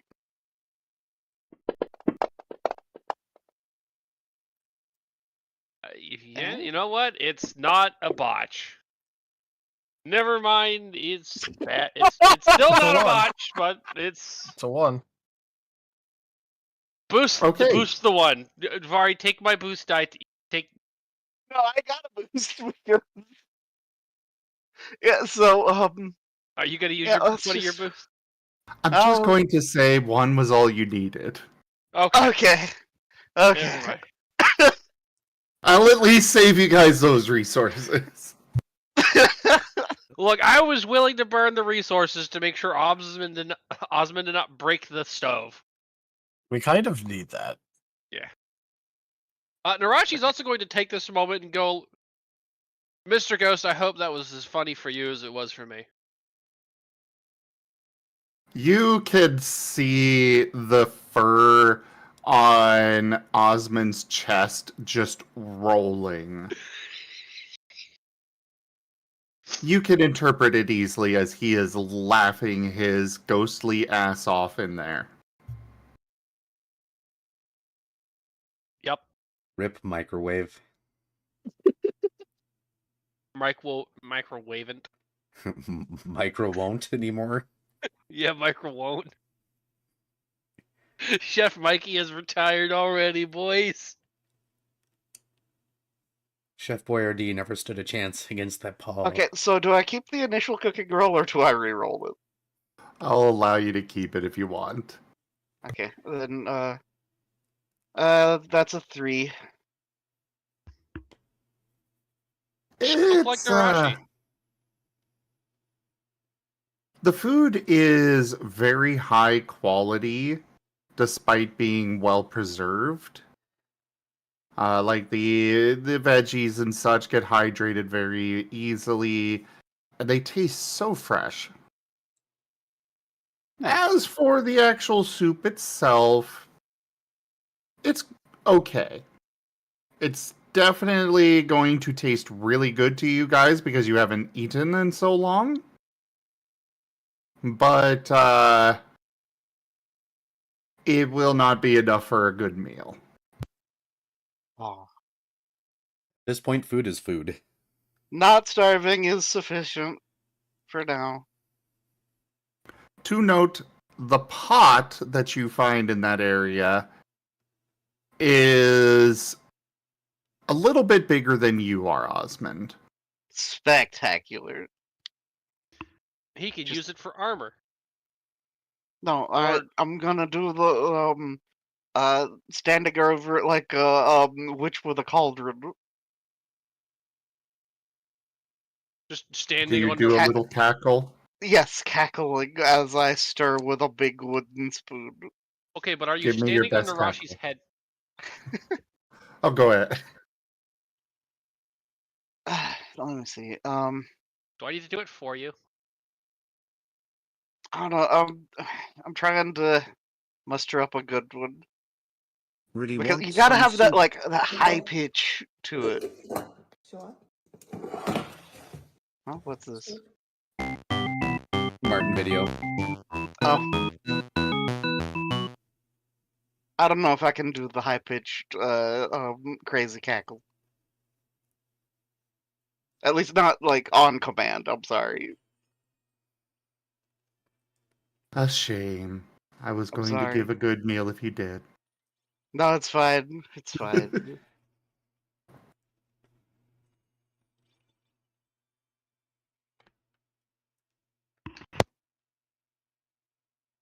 But either way, about a half hour later, the soup is ready. I mean, you could always ask Narashi to cackle. No.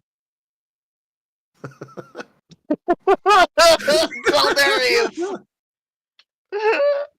What did you do? Oh no. Yep. Yep. Yep. Yup. Yeah. If that isn't already, go ahead and throw that in media sharing. Probably. Yeah, I'll go ahead. and I'll do that. bring it up on stream. All right, if we're doing stream, let's grab stream. Chef Mikey after Osmond. What?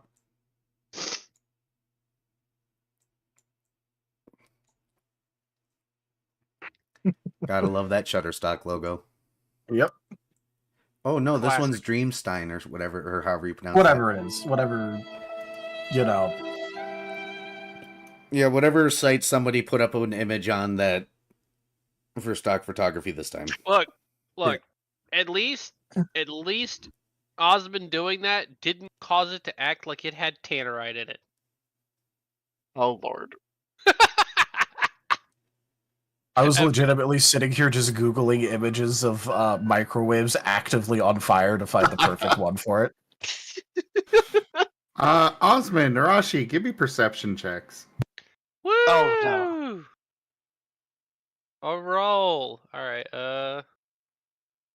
I love that. Oh God, when I asked that. 1, 2, Oh, so good. 3, 4, 5, 6. Fight me.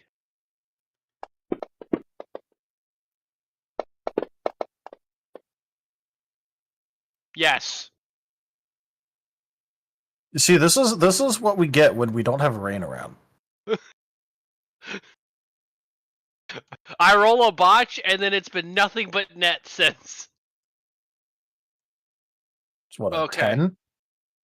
10? 6, 7, 8, 9. Yeah, 10. I think that's my best one yet. Nice. Are we Oh, playing? no, I we playing know. Recolors of the Lost with this perception right now? I don't think I so. know. Oh my goodness, I know. What are you doing? It's up.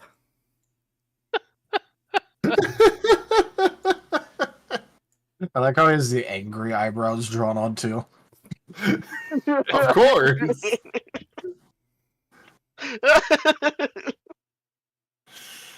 What are you doing? Narashi. Under the delicious smelling soup, you smell smoke. Narashi's immediately stopping and going, something's on fire. Can I smell what vague direction it might be in? With that roll, yes. It's coming from the microwave. You guys never unplugged it after you broke it. Oh, Nara- yeah. Narashi is Whoops. quickly slithering to the microwave and is going to cut the cord. And then, is seeing if it's actually on fire. It was getting there. It was definitely smoldering. Somebody throw water on it. Yeet that bitch into the ocean. Or that, or eat it into the ocean. Leave it for the Sharpedos.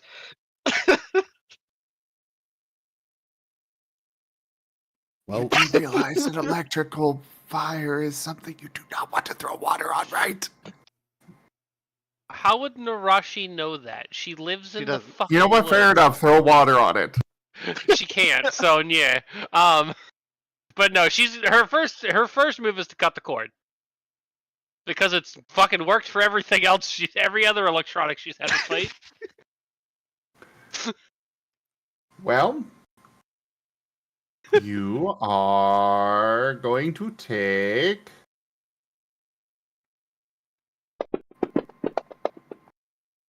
This might knock her out.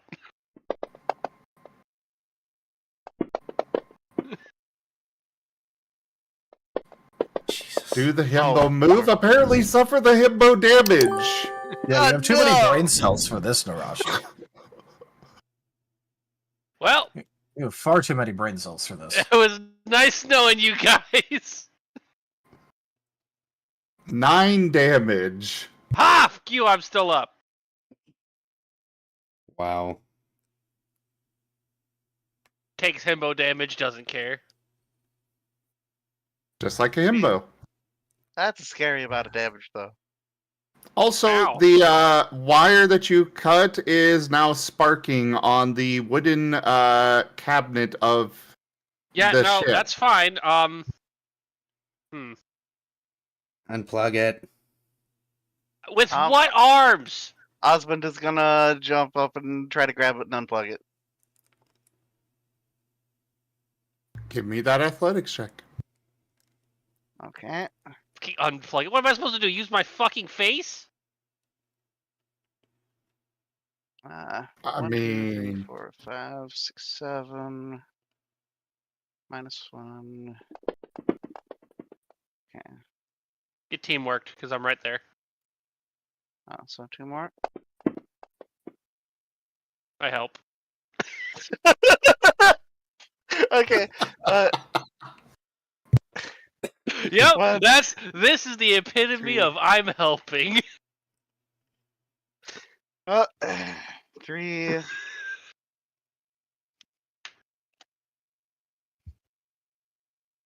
you are able to jump up and unplug the wire. There's only a couple of scorch marks. Phew. Okay.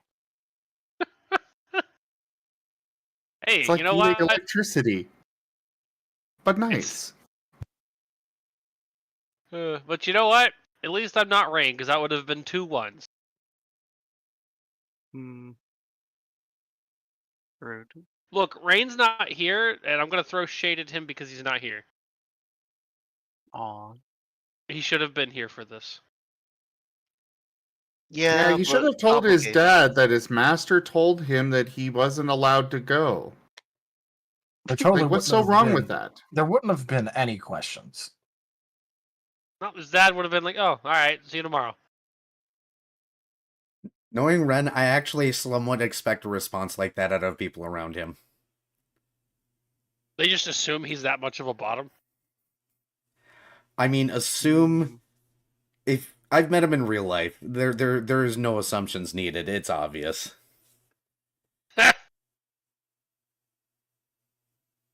Yes, I know. As you've seen in most of our games.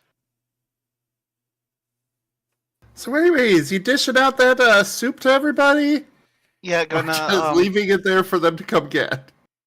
yeah, Osmond's gonna get bowls and spoons and such for enough for everyone on board, so that That is currently awake, hopefully.